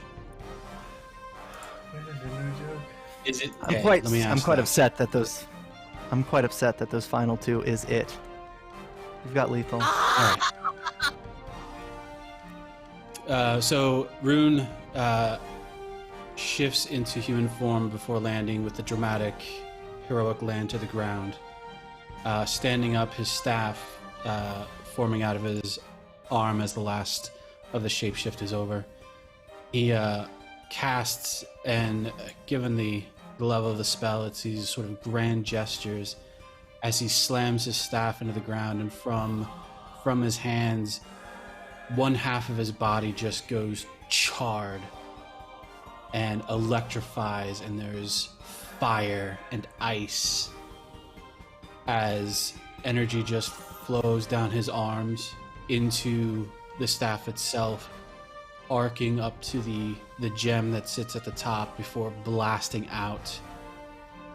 From behind the Vesprin, she just feels this immense power as the beam wraps around her, slamming into Falrock, and just from the inside out, molecule by molecule, just dissipating the creature.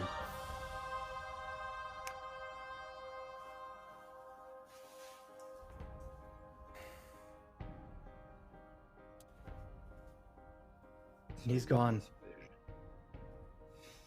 The disintegration, it reverberates.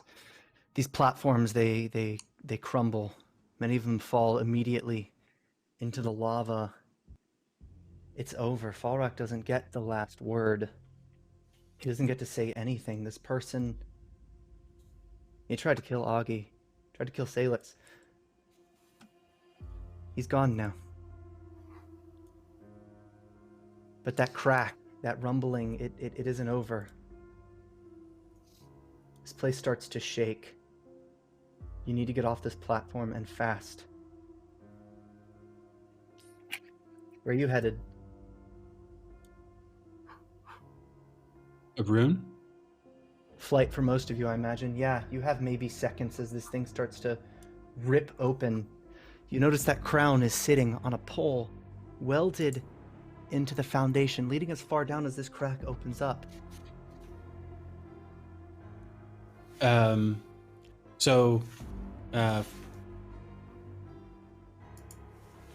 Because he has detect magic naturally, what is the crown actually there, or is it something else?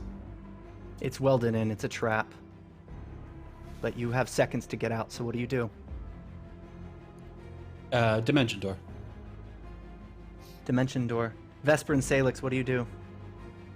Sailix immediately just steps forward, picks up Vesper, and takes off. Excellent. Rising above. This thing was waiting for you, and you don't see until it peers up. Massive eyes. It grows faster than you fly. You're all hurt and wounded. This thing's movement pulls these ghouls into the lava. It's an afterthought. This thing was what you were standing on. It's massive. God. And it was the sleeping giant that you've awoken. You're set in a trap. Falrock is dead. But you are all so close to it, too. Patiently, this thing rises from the magma. It drips off. This makes those giants look like playthings. That's where I'm going to end off tonight, guys. What the fuck is that? Well, We'll get to it.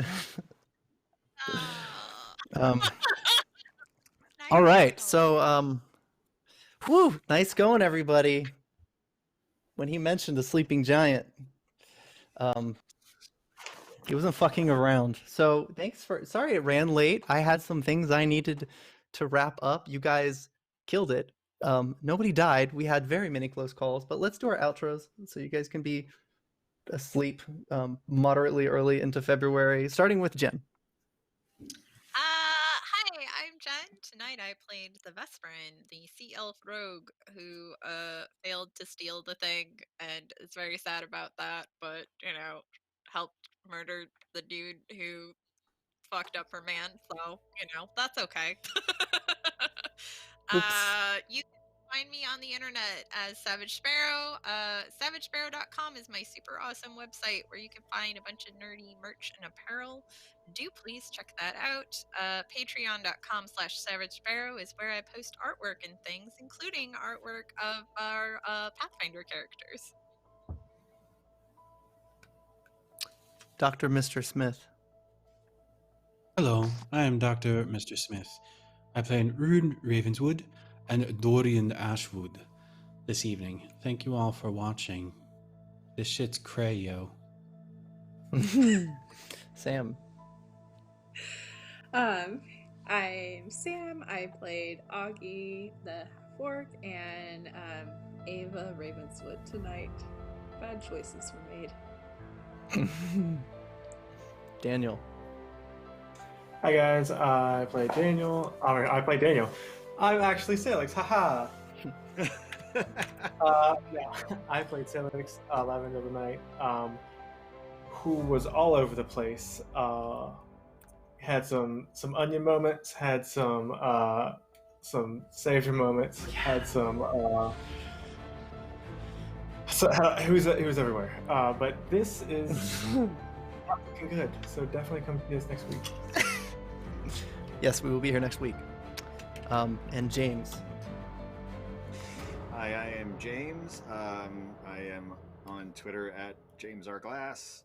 I was playing Waldorff Skysteel again this evening, the Dwarven Cleric. Once again, as always, check us out on patreon.com at patreon.com/pennyforatale. Give us a like and a subscribe, and check us out on YouTube. Ooh. All right, I've been Ian, the GM. Again, if you like what you saw, this was all Fantasy Grounds Unity. The map I was using was Seafoot Games on Patreon, but there's more information in the description. Thank you for watching, and good night.